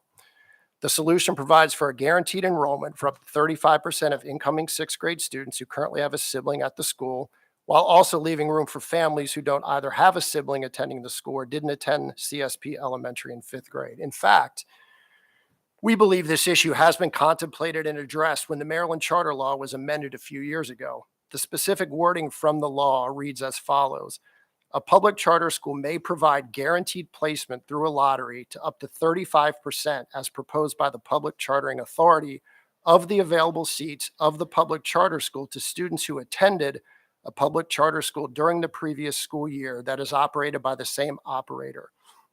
A public charter school shall qualify under this subsection if the operator operates 2 or more public charter schools in the county and When combined, the public charter schools operated by the operator form an integrated multi-year academic program. And so just a couple scenarios that we put together for you. So scenario number one, so let's assume there's 100 available seats in the 6th grade at the CSP Middle High School. And let's assume that there are 20 CSP elementary siblings. So those are students that currently attend or are in 5th grade at the elementary school and also have a sibling at the middle high, and 20 non-CSP elementary siblings. So you have a sibling at the middle high but did not attend the CSP elementary, and they apply for 6th grade. 40 of those students would go into the phase 1 lottery for 35 seats, because again, 35% of 100 is 35. So 35 would be admitted, and then there would be 5 remaining students that would again go into a phase 2 lottery. So essentially, siblings would get 2 lottery chances as opposed to other students only getting 1. So under this current scenario, most siblings would get admitted. There would be a few that would not. And again, these are all just made up numbers based on just this fictitious scenario. There could be less siblings applying every year. There could be more siblings applying every year. But this outlines the 35% scenario. And then scenario number 2, we have the same number of CSP elementary siblings apply, but then we have 10 non-siblings. And so there's a total of 30 incoming 6th graders that have siblings at the middle high for 35 seats. So under this scenario, all 30 would get in. And then the remaining openings of the 6th grade seats would go into the second, or in this case, there would only have to be 1 lottery because there weren't enough applicants to have a lottery run for the first round. So in conclusion, I just want to mention that we value our CLF partners and recognize the outstanding education that their schools offer our students. Aligning our enrollment practices with the Maryland State Charter law for both of these schools only strengthens the options available across our district as we continue to broaden the opportunities for all families. And with that, I am going to stop talking and I will take questions. Thank you. Thank you, Mr. Crane. I see a couple of lights. Not sure I've got the order correct, so I'll just start with Ms. Corkadell. Thank you, President Tobin. Thank you, Dr. Bedell and staff for a good presentation. Thanks. I do have, are we taking questions first, then comments? Because I have both, I guess. But I want to be consistent. I would suggest that we all have questions first, and then Okay. we'll do a round of comments. Okay. So my question is regarding the update to the state law. How are we addressing the, it, based on the definition, and I read what you were reading, but I'm not a lawyer, nor do I play one on TV. I would assume that that offering a middle to high school is also continued part of that continuum, because a middle is different than a high school, just like an elementary is different than a middle. So if they're already operating middle and high, are we capping the transition of our 8th graders between 8th grade and 9th grade at CSP at 35% also?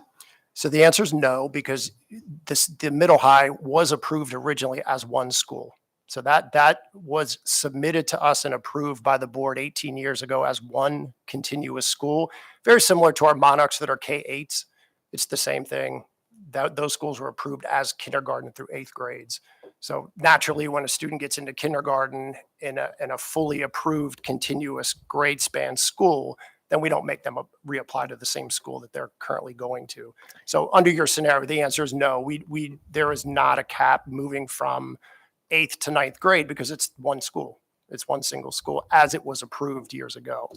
This was approved as a separate school. So of course it is under a separate contract and it's considered 2 different schools in terms of being a legal entity. And they're proposing to create it as 1? That's right. Correct? That's right. So, okay. So what you're saying is that the law only applies to this situation, but not to the others, or are they grandfathered in? Specifically, are they legally compliant because of the date of issuance or because No. of, or in other words, are we equally applying the Mhm. identical definition between middle and high as we are to elementary and middle, aside from separate contracts, because most private schools are not bringing all of their levels online at the same No, time? no, I completely understand your question. Great question. I think it has nothing to do with when they were approved. It has to do with how they were approved.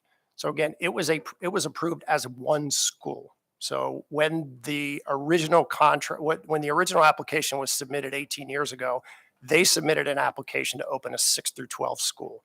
So when we approved that years ago, I wasn't here, you weren't here, it was approved as one single entity, 6 through 12, not two separate entities.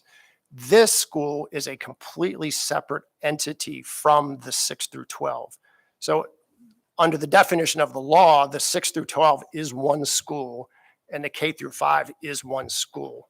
So right now we're considering students moving from 5th to 6th grade as that multi-year grade span, if that makes sense.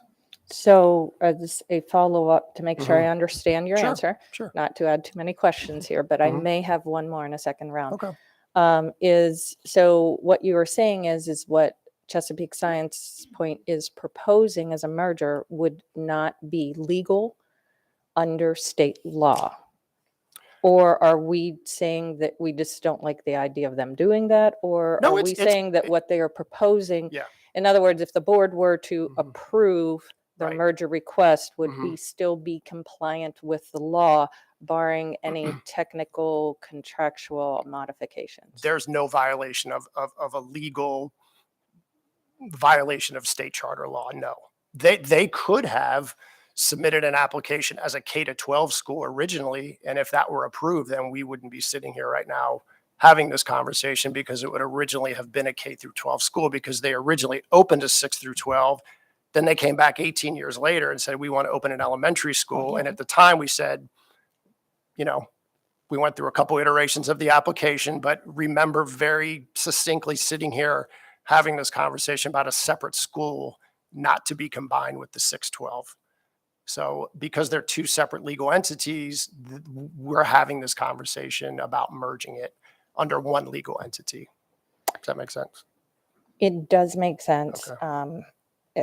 It makes sense from a legal perspective. Right. So basically, there's no one only decision for the board, and the board could proceed by approving the merger and then cleaning up what needs cleaned up to make an alignment. Then is that a fair Right, statement? that we would not be in violation of state law if the merger were approved. I think that, to Dr. Bedell's point, and I think to staff's point, is if we approve a merger, it all but eliminates access to CSP middle high for any student who doesn't win the lottery in kindergarten. I do have two follow-up questions as it regards to the educational components. Now that I have the legal clarified, I do have two very significant education questions in round two. Well, let's do one round of questions, and then we'll do another round of questions, and then if they're remaining. Ms. Schalheim, I think you were next. Yes, I do have a question with how this proposed merger would impact or contradict in any way our current policies and regulations on the book, specifically policy and regulation IP and policy and regulation EF. The first is on magnet programs, and the second is also relates to magnet programs and philosophy and mission. I mean, I'm not sure. I think the question is, do our magnets offer the same continuous, like if you're in a magnet program in 6 through 8, do you have to then reapply to and the answer is yes, you do.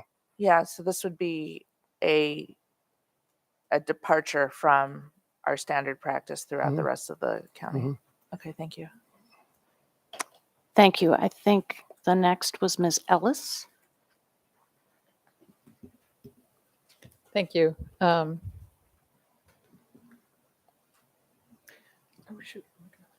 Okay, sorry. I just want to make sure I understand. And I think Ms. Corkadell asked questions that led to answers to some of my questions. Sure. But when I'm looking at the slide involving basically why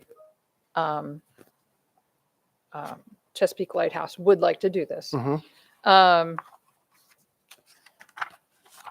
So I get this part, provide families with continuity and a seamless transition for their students from elementary to middle school. Right. The part that I'm not understanding is provide sibling priority, ensuring the acceptance of the elementary student if there's a sibling already accepted in the middle and high school. How does that make with state law with charters? Because don't we still have the same application? Your mic has not been on. Sorry. Okay. I can hear you. My cord keeps turning it off. I'm sorry. Okay, so my question is, how would this merger provide sibling priority beyond the proposed scenario of the 35% that meets with state law? In other words, they can't go above the 35% and be within state law for admitting kindergarten students. Am I correct? So I think when they submitted this proposal, what they were saying essentially is we would love to see this merger happen so that if we have an older child at the middle high and we have a younger child who leaves the 5th grade, they're guaranteed to get into, because again, it would be one continuous school. So 5th graders would just roll up to 6th grade.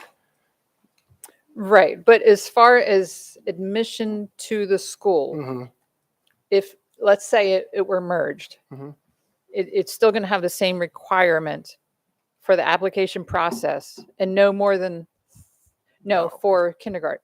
Oh, for kindergarten. Yes. Yes. Yes. Correct. For kindergarten. So no more than 35% of those students could be granted access via sibling priority. Is that correct? So the 35% applies to a sibling policy that we would put in place for this kind of scenario. We currently have a sibling policy for students that if you have an older sibling at the current charter school, you do automatically get in if there are seats available. So under a K to 12, theoretically, 80% of your kindergartners could be siblings. I mean, if you're a child and you have an older brother who's in 3rd grade or an older brother who's in 11th grade, you would get in under the sibling preference. I'm sorry you lost me with what we currently do. We currently have, if we currently provide that all siblings get into, can bypass the lottery and get accepted, there is a weighting preference under the Maryland charter law that's different from this that allows a district to wait for sibling preference. So potentially currently all seats could be taken by siblings. I mean, yeah, if we had 100 siblings and there were 100 open seats, that is true. And that meets with state law. Okay, that part, yeah. That's I'm learning that in this moment. I didn't understand that part of it. Okay, well, I think you've answered my question. Thank you. Okay, you're welcome. Ms. Frank. Thank you. I have a couple of questions, and I'm kind of learning some new information as we speak as well. So it looks like we have a merger request, and then it looks like we have a recommendation from the superintendent. My question is, I've gotten dozens and dozens of emails from concerned constituents. Has this proposal been suggested to CSP? Have they had a chance to look at it, or have you gotten any I feedback? met with the board chair about a week ago, Ms. Claudia Chang. I've also talked to the CEO, Mr. Ack, and I've let him know in full transparency what our recommendation would be for today. And so while obviously we didn't agree, I think they understand our position as to why. I mean, here's my, I guess, what I would say to the concerned constituents that you're hearing from them right now because they're going through the elementary enrollment process. And this is an issue that is on the forefront right now. Who you're not hearing from are the 400 parents that next October, they're going to want to enroll in CSP Middle High and come to find out that they can't do it. So while we're not hearing the other side right now, we're not hearing the other side because it's really not the time that the group applying to the Middle High is really involved in the enrollment process. So I'm just concerned that, again, the hundreds of parents who have always been able to take advantage of the Middle High are not going to be able to do that anymore. And they just don't know it right now. And so I think we're limiting the number of seats that are available district-wide if the merger goes through.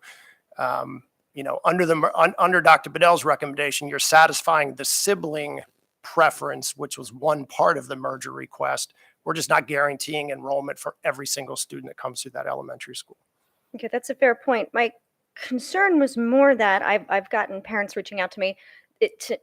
The way that I'm sort of looking at this is that there's a proposal, there's sort of an amended proposal, and some of the comments I'm getting are please support the proposal. So I'm trying to clarify, do they mean the original proposal? Have they had it? I'm guessing you're saying that this is the original proposal that people are sort of I'm messaging to assuming me. they're talking about the original Yes. proposal. Okay, I Yeah. wanted to clarify that piece. Yep. The second question that I have for you is CSP operates outside of Anne Arundel County in a couple of schools. Do they have this model in any of their other schools? I can't necessarily answer for what they do in Prince George's County, although I will say they could have applied in Prince George's County as a K-12. They could have gone back and requested it. All districts do things differently, so I I'm can't not necessarily super answer. concerned with how they got there because we can Yeah. get them there today if we really wanted to, right? Mhm. My question is this model sort of used outside of this county and has it been successful? Those types of questions. I'm sure it is used in certain districts. There's all shapes and sizes of charter schools across the state. Okay. So. Okay. I will definitely have some comments. I think my questions have been answered. Thank you. Okay. Ms. Dent. Good afternoon. My question pertains to the 35%. How did we land on that number? That's directly from state charter law. Okay, so the 35% is something that is in the state law. And right now, the average seats that are available for sixth grade as it stands right without the merger, what's the average that we have for? So typically I think CSP usually has around 81 open seats in sixth grade each year. Okay, so that's why you landed on the 100 for the scenario. I just gave us a simple math problem. Good. If I'm being so honest. it has no bearing on my decision. All right.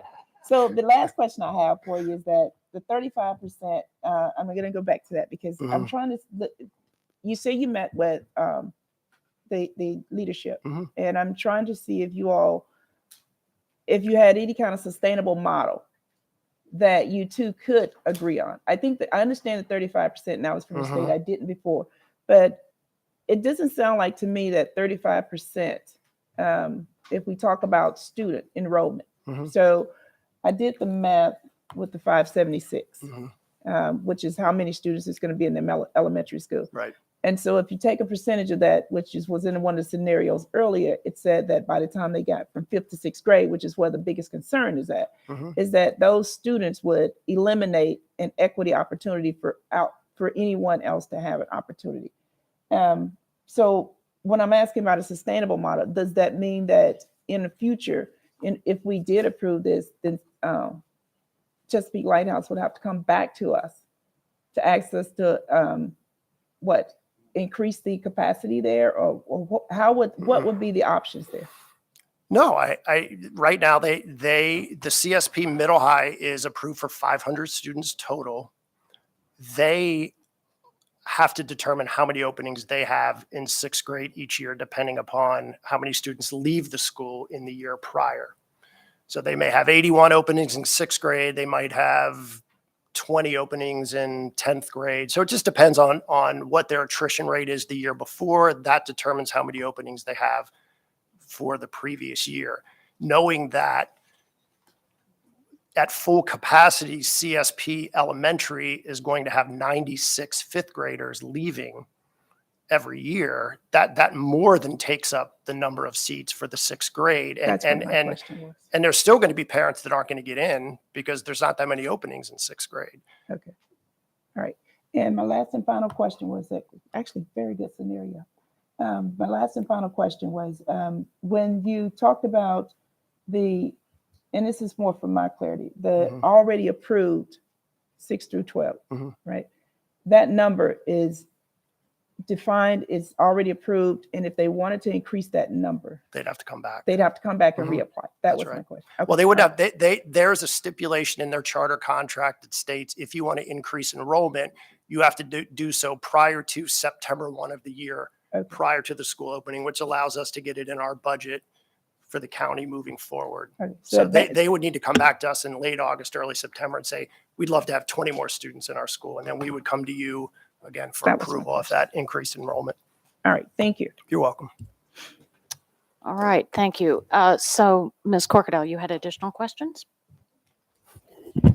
So being a representative who, when I first came in, was representing kids who were forced to leave their friends to go to the next level up between middle and high school, which was prior to Crofton Middle School, is where I'm basing my next round of questions with.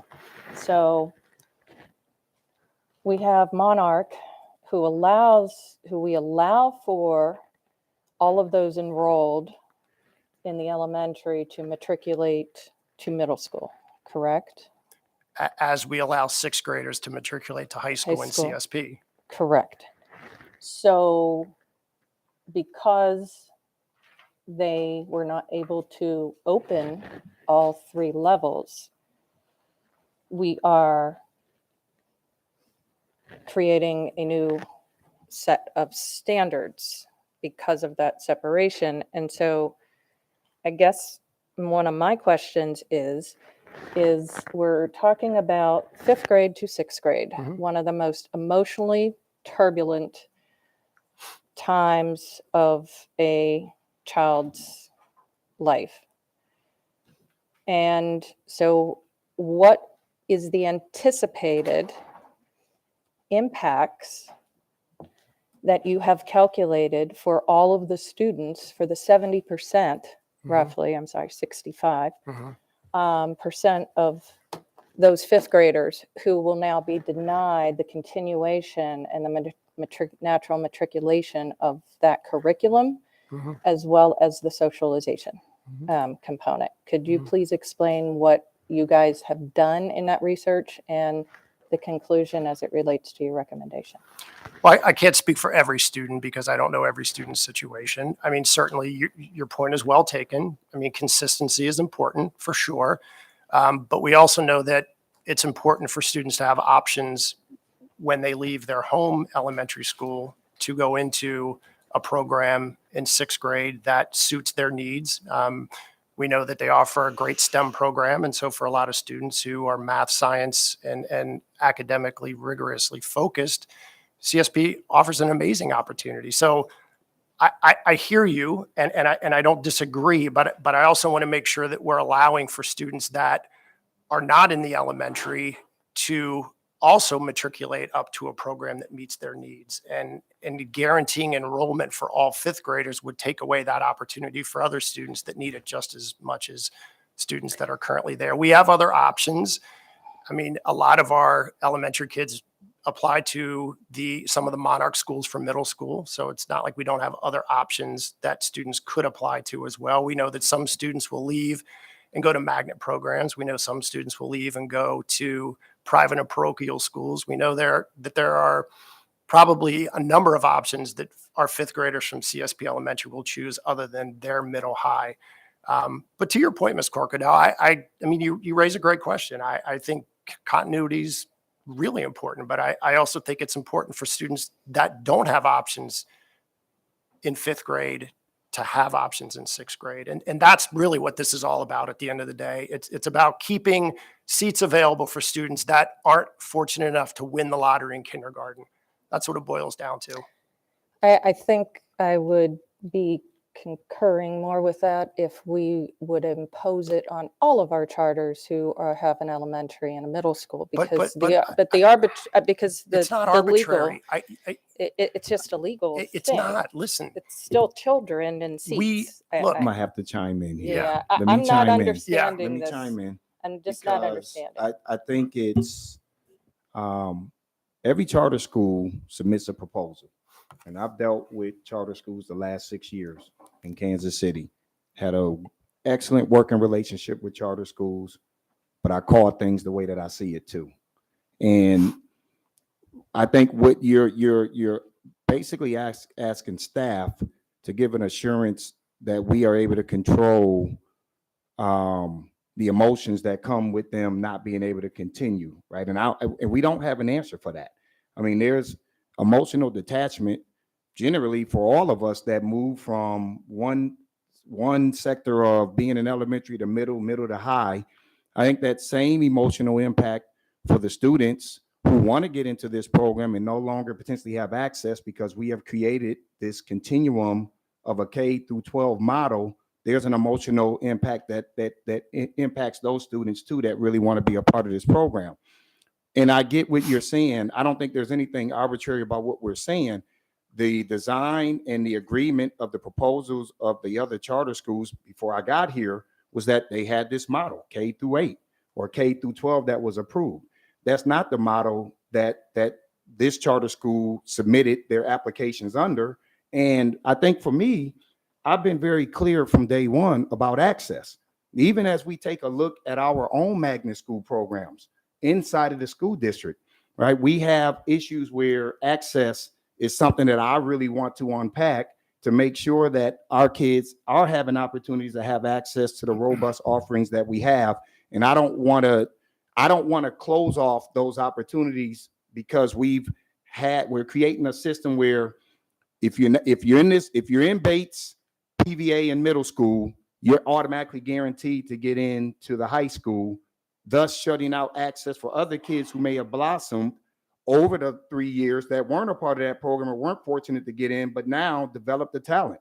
And I think so I just don't want to stifle access in that model. I think our goal is we want to work with them, but we want to, we have laws that are on the books. We presented that as a counter to say, hey, here's how we think we can all come to a happier medium. And there's nothing arbitrary about, the recommendation. I mean, I think we sat around and we worked on multiple iterations. What is the best way that we can come up to an agreement that I think would be fair across the board, but also not stifle access? And I think that's where the spirit of what we're trying to do is allowing for that access to be available. I totally understand exactly what you're saying. I guess my point is that it's not being equally applied though to our other charters. In other words, if you land in Monarch's application process as a kindergartner, you're good to go and sail all the way through the 8th grade. But if it's Chesapeake Science Point, you're going to have to reapply and go through a complete upheaval, and therefore their access will be stopped. And I get what you're saying, because we have the same problem in our magnets where we have our middle schoolers not able to matriculate and continue their progress towards the career path that they have chosen. And that is where I honestly I agree with the access, but I don't believe at the expense of those children. I want to see more seats available. And sometimes you need to bake more pies. And I feel like we're if I could just add, and I don't want to get into emeritus, but I don't want to leave here today with the perception that things are being unevenly applied. So two scenarios. One is Monarchs were approved as a K-8. We approved them as a board and as a system as a K-8. So naturally, it's one school. CSP was approved as a 6 through 12, one school. So when CSP students leave 8th grade, they don't have to reapply for the high school. They go from 8th grade to 9th grade, just like they go from 6th grade, or they go from 5th grade to 6th at a Monarch school. If tomorrow Monarch came in and said, we want to start a high school, we would probably ask them to open that as a separate high school to provide more high school seats. So Monarch students leaving 8th grade would then have to apply to get into the high school. So it's the same thing. CSP just did it on the bottom end, whereas Monarch, because they have K-8s, would be doing it on the other end. So it's evenly applied. It's just you're going from 5th to 6th instead of 8th to 9th. It's the same school. It's just a K to 8 versus a 6 through 12. Same thing. It's evenly applied to both schools. Yeah, and I did not mean to imply that we're not. But on the other hand, when you are looking at the two, there is now going to be a measure mark difference in those formidable years on matriculation. And I understand the approval timelines. And I don't mean that disrespectfully, but I do need to point out that I'm not comfortable with it based on the answers. I respect them though, and but I have no further questions. Thank you. Ms. Frank. So I first want to say, it seems like we definitely have an appetite for schools like this in our district. And this is great that we have a lot of families who want to attend this school. It's a great school. I expect that the K through 5 will also be an amazing school. So I think we absolutely need to increase and encourage more charter schools in our county. A couple of comments that I want to make, and then I have some questions procedurally on how this will shake out. So we have a couple of STEM middle schools already in our county. We have Central, we have Lindale, we have Old Mill, Middle South. Those are all middle school STEM programs that if parents want to send their student to a STEM program, that is also an opportunity for acceptance. And those would be, I believe, available for the first time in a lottery situation. So when I am reviewing this, we are talking about children who have gone into essentially a cluster, a community school. They may have to travel, but that's their home school. Like if my son was going to Bodkin and then had to go to Serona Park, that would be a vastly different community. So we are talking about removing children who have grown up in this community to provide access for other children who have not, but those children would have other opportunities for a STEM program if they chose to want to be removed from their home communities. So I'm not sure, and I guess, Dr. Bedell, I almost want to pause this conversation and have some conversations and get some legal background and maybe further this. I almost want to pause this to the next meeting because there's a lot of information that I didn't have that I now do that I am wondering how that all fits. So I guess procedurally my question is, if we have concerns that we, to my mind, we essentially have two requests. We have a request for a merger, and then we have a request by what the superintendent will request. How do we vote on that?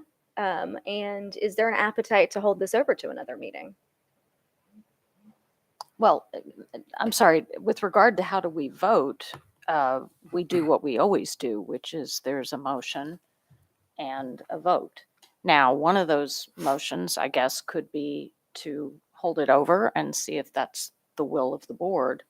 But all of those things are subject to whether or not it's the will of the board. So when we have like a calendar, there's sometimes we'll have multiple motions on the table at the same time. Would it be a multiple motion situation, or would it be the superintendent provides his recommendation and we vote it up or down?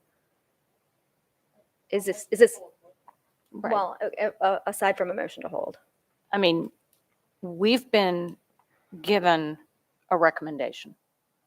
So it's up to us either to decide to vote on that recommendation, in which case we vote, or not, if there's an alternative. In which case, I presume the possibility you're suggesting is a motion that says we hold this till the next meeting. Does that make sense? Did you have additional questions, Ms. Frank? Okay, Ms. Ellis, I see you have a light. So the more people talk, the more I have a question. So another question came up, and then that discussion. Okay, so real quick, now we're talking about comparing this school to other schools and programs, and so that brought up a couple questions for me as far as clarification. First of all, so we currently have K through 8 contract schools in our school system that were approved by the Board of Education for AECPS. Correct. What is the application process for our Chesapeake Lighthouse schools? Is there is there a qualification requirement for these students? It's a random lottery. There's nothing they need to do to Nope. qualify. Nope. Is that true for our magnets? No. Correct. So that to me is not apples to oranges. That's not a comparison that I think. So in other words, I would not support students automatically matriculating from our middle school STEM program to our high school STEM program, from our middle school PVA to our high school PVA, because there are application requirements. There are, qualifications that students have to meet in order to enter those programs. To me, this is not the same scenario. In regards to the question Ms. Frank brought up, I've said this before, getting it right is much more important than efficiency or, getting business done as quickly as possible. There's a lot of information that I've learned today. And I also see basically 2 proposals before us, one from Chesapeake Lighthouse Foundation, one recommendation from our superintendent. I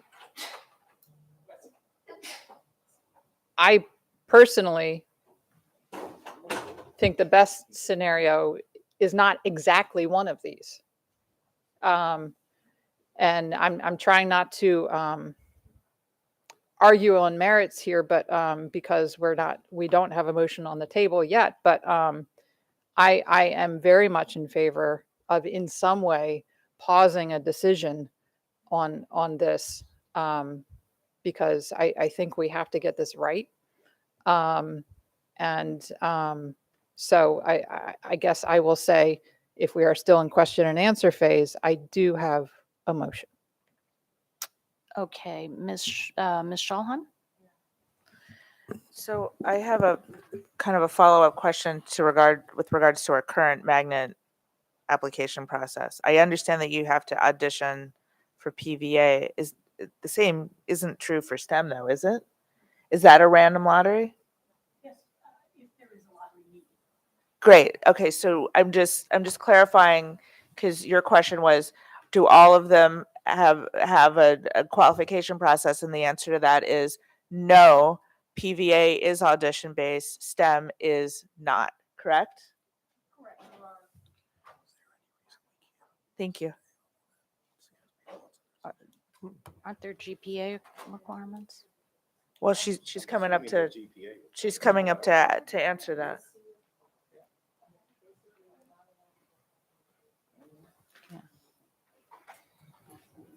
Dr. McMahon. For the record, Maureen McMahon, Deputy Superintendent for Academic Strategic Initiatives.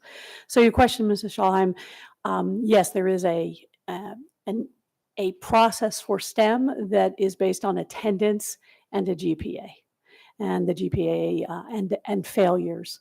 And it's very, I mean, it's minimal. It's a 2.0, right? I mean, the notion is that it's a very minimal GPA at this point in time, but the point is that we like to see that a student comes to school and is going to be participating in the activities.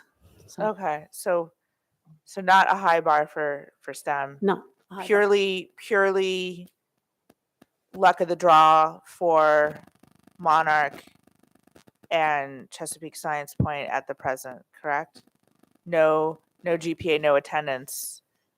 No, state law is a random honor. We're not legally allowed to ask for any qualifying information. So currently we have three different sets of criteria and current regs on the books that determine that process.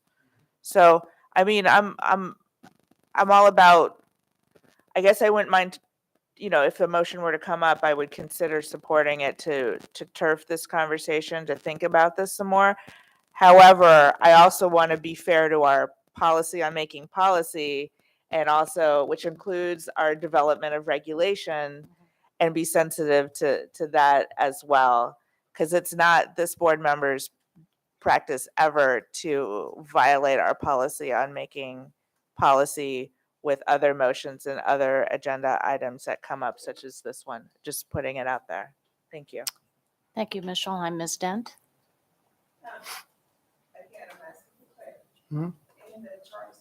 Ms. Dent, can you turn your mic on? Yes. Okay. Do we have any other schools that have what K through 12 and the charter school? Not in Anne Arundel County. Not on Anne Arundel County. What about throughout the state? Like I said before, there could be some Okay. others. I don't know every school and what their grade. I asked this for twofold, and Dr. Tolan, bear with me. It's a question more. I don't know if it's a question or if it's a comment coming after this, but my concern is that the K through 12 request was said merger. But the merger is what I think is what's putting us in this sort of tailspin that we're in right now, because we want to ensure equity across the board. If the request is for a K through 12, like we did the K through 8 or the 6 through 12, then I think you have a different model. That's why I keep asking about the model that we're looking for. Is there any way that we could, and I really appreciate what Ms. Scholheim just said, to table the conversation, because I just don't feel like I'm ready to make a decision here in my own gut. But that's just Gloria's thought process. I need lots of information. But I do think that there's a need and a demand. I've gotten and still getting emails about wanting this to happen because it's a great school. It's a great model. But I think that we're asking for something that we didn't ask for. So the K2 through 12 course itself, I would like to know, what does it take to get that kind of charter and contract approved through AACPS? And what does that entail for us? Because I think that's uniquely different than what we're trying to do here. And that's all I have to say. I see no other lights, and I would presume by that the questions are done. Are there comments that anyone would like to make? Okay, so I saw some lights go on. Ms. Corkadell. Thank you.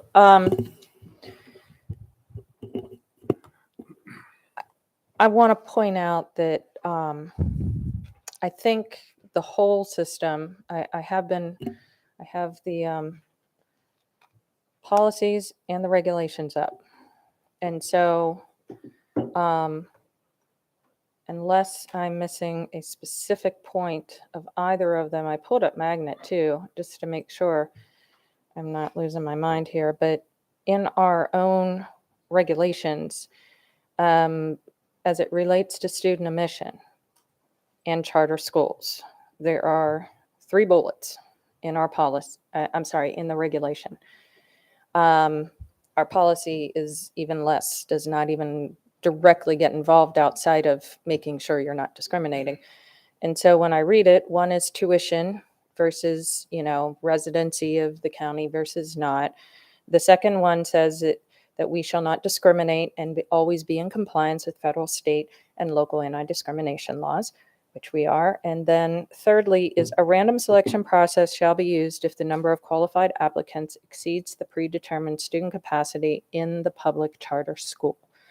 So regardless of where we land in our ultimate decision, I believe we will be compliant with our own rules and regulations. And then when I look at the magnet policy, although not updated since 2010, probably a little past due there, similar language exists, none of which precludes any action or inaction. I personally feel that this probably needs some more time to get fleshed out, because when I look at any motion that would be proposed as a result of the recommendation, I'm seeing actually two things.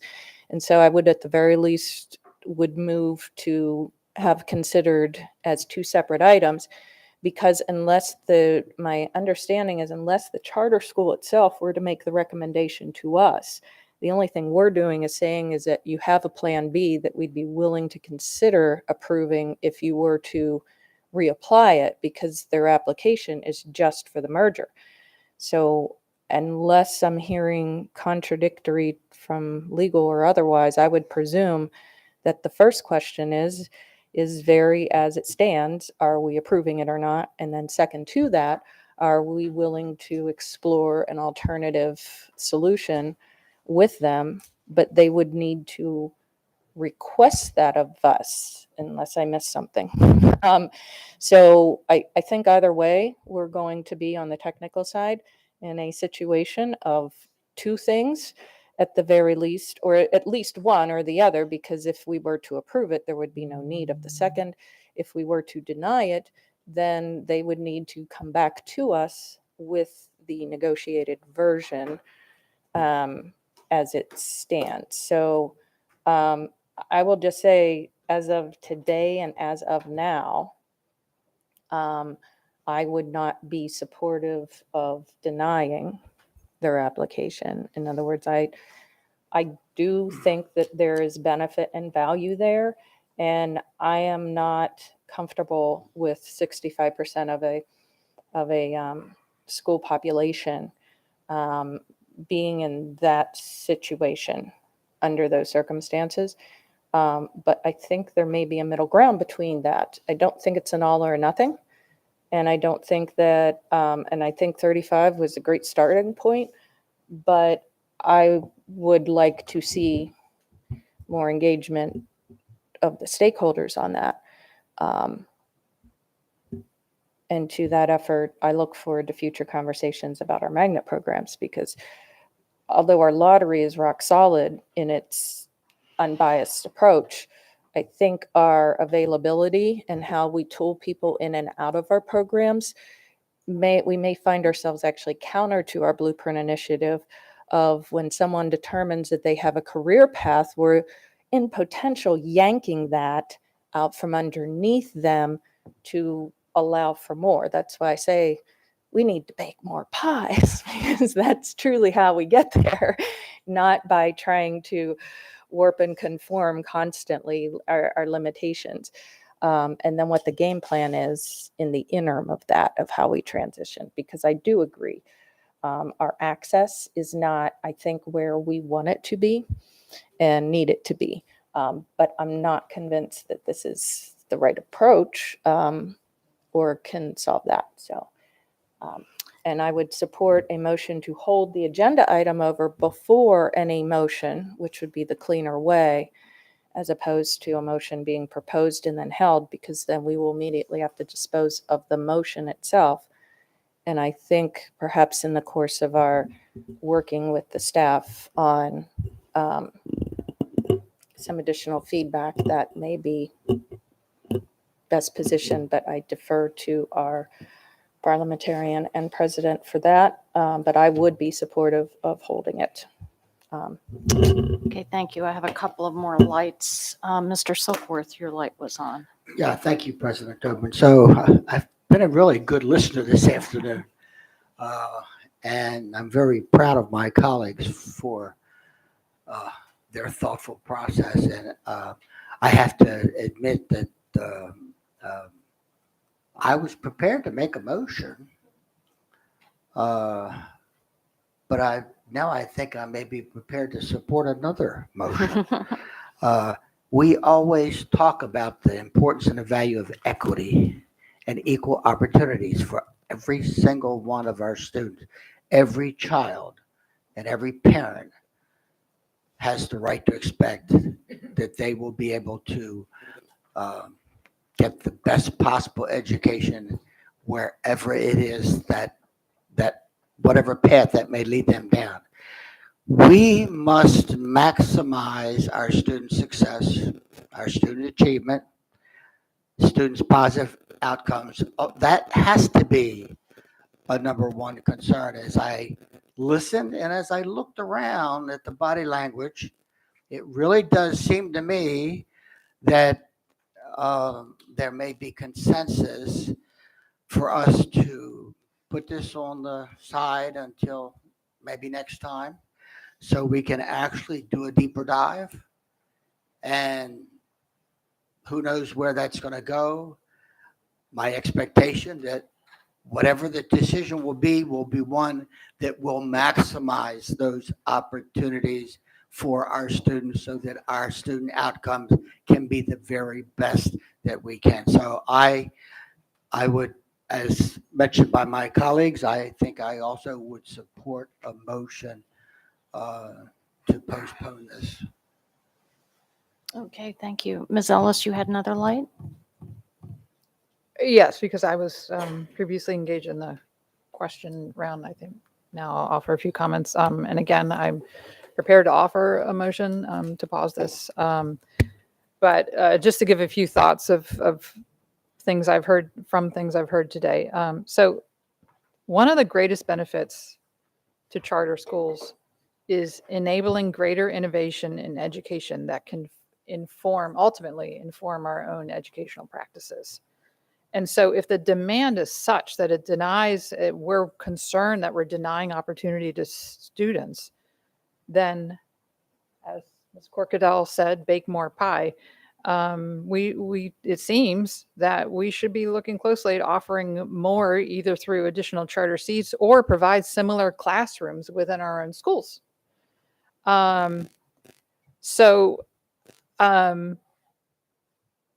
In that realm, of course, always I am concerned about equity.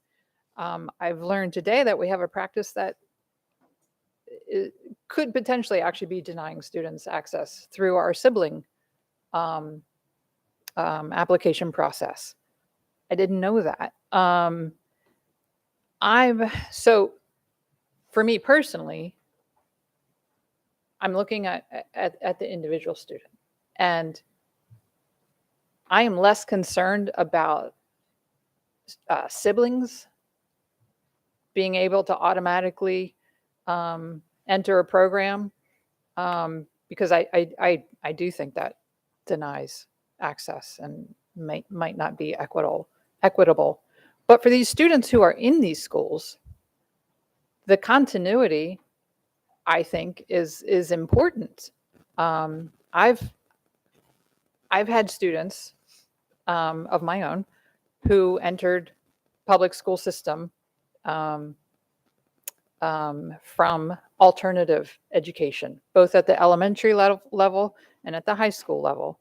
And it provides some real challenges. These students did go through a lottery process. They're in this school. And I think it's perfectly reasonable not to uproot them. And this school system has already approved K through 8 schools. And we were told that if this had originally come to us as K through 12, then we wouldn't be sitting here today. Maybe the school board then would not have approved their application, but we won't know that. I kind of suspect they would have. I'm just giving a little food for thought about why I don't fully support any proposal that's in front of us. I like the idea of scaling back the sibling application process. and not automatically enrolling siblings. The 35% seems like a pretty sweet spot for me because that will allow some continuity in the school community with some families that remain there.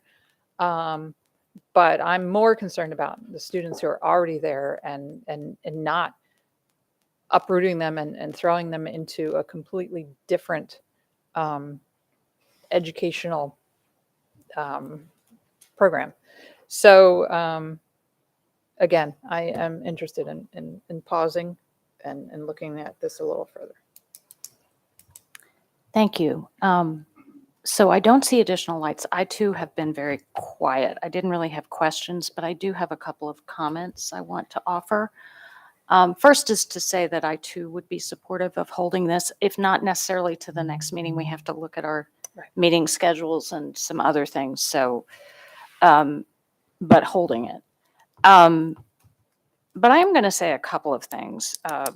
I've alluded to this before. I've had two other working experiences that sort of shape some of my views of this. One is I've chaired the board of a private school, and one is that I have evaluated numerous public charters in other districts.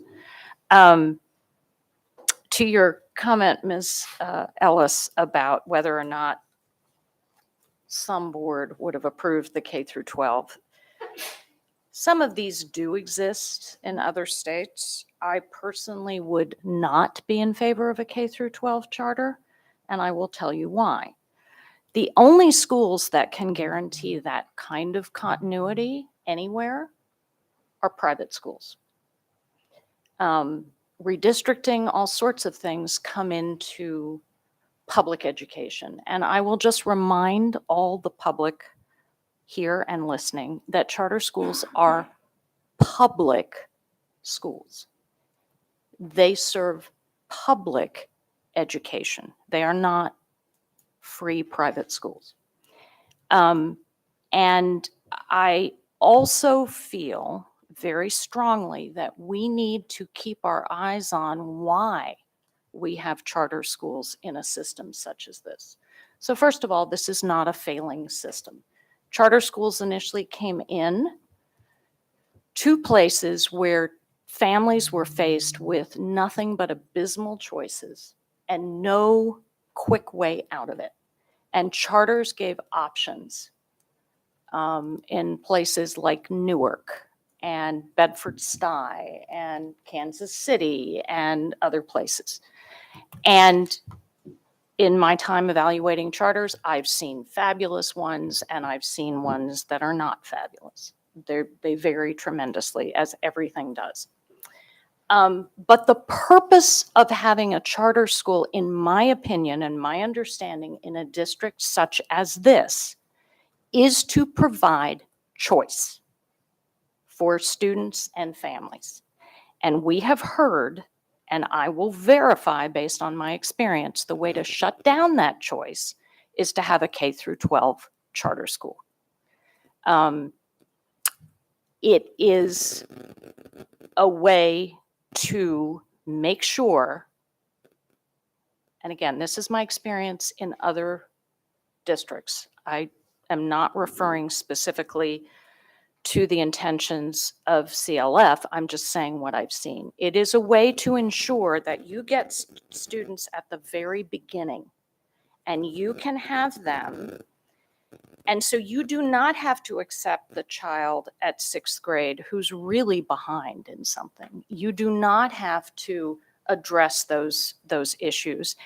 And ultimately, it makes test scores look really, really good. And I think we have to weigh that along with all the other very apt statements that my colleagues have made today about concern for children, concern for continuity. But I do think, and I will be clear in this, that I do not understand it as our responsibility as a board to guarantee a parent, any parent, that when they get their child into this school in kindergarten, they are guaranteed through 12th grade that slot because we don't guarantee that to anybody else. And so I just think we've got to be very thoughtful about how to deploy what is a wonderful program. I was as I have been every year that I can be, at the Science Awards. CLF kids are doing amazing things. I want that opportunity for every kid. And I will tell you this also from my time evaluating charters. We know that one of the greatest advantages any kid has from the get-go are parents who are on top of the system, okay, who know how to handle the system. Parents who are doing that research and getting their kids in at kindergarten are those parents, and that's wonderful. That's wonderful.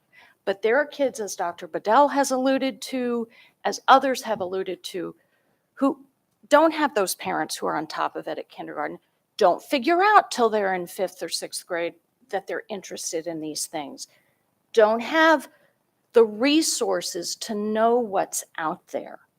And so I believe we have to keep those children in our sights as well as we make this determination. But I too believe a lot of information has come before us today that deserves time and thought. And so I would be supportive of a motion if somebody wishes to make it, to give us whatever the appropriate amount of time is to consider. Ms. Corkadell. You want the motion? I think so. That's why I did it.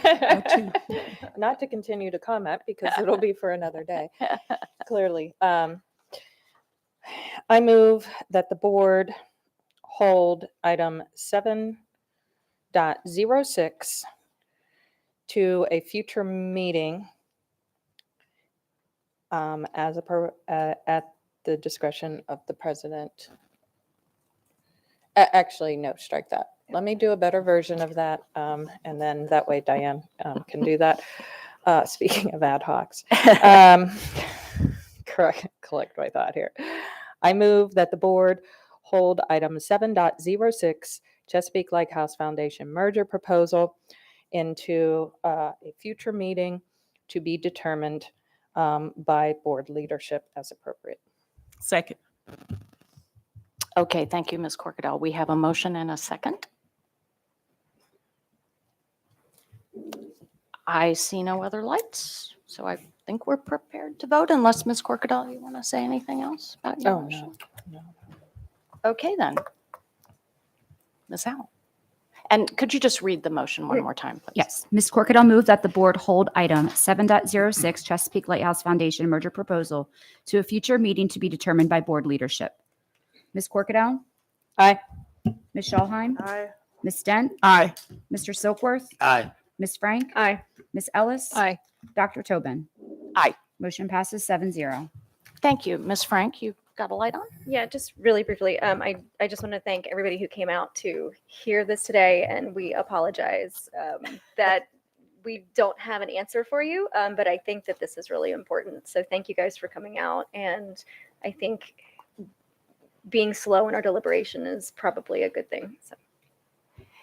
Yes, as has been noted by my colleagues, we're trying to get this right. So thank you for your patience, and for everyone, for this board, for really working to think this through. Thank you. Okay, so that takes us to item 7.07, 2023-2024 board meeting hearing and workshop calendar. Mr. Silkworth.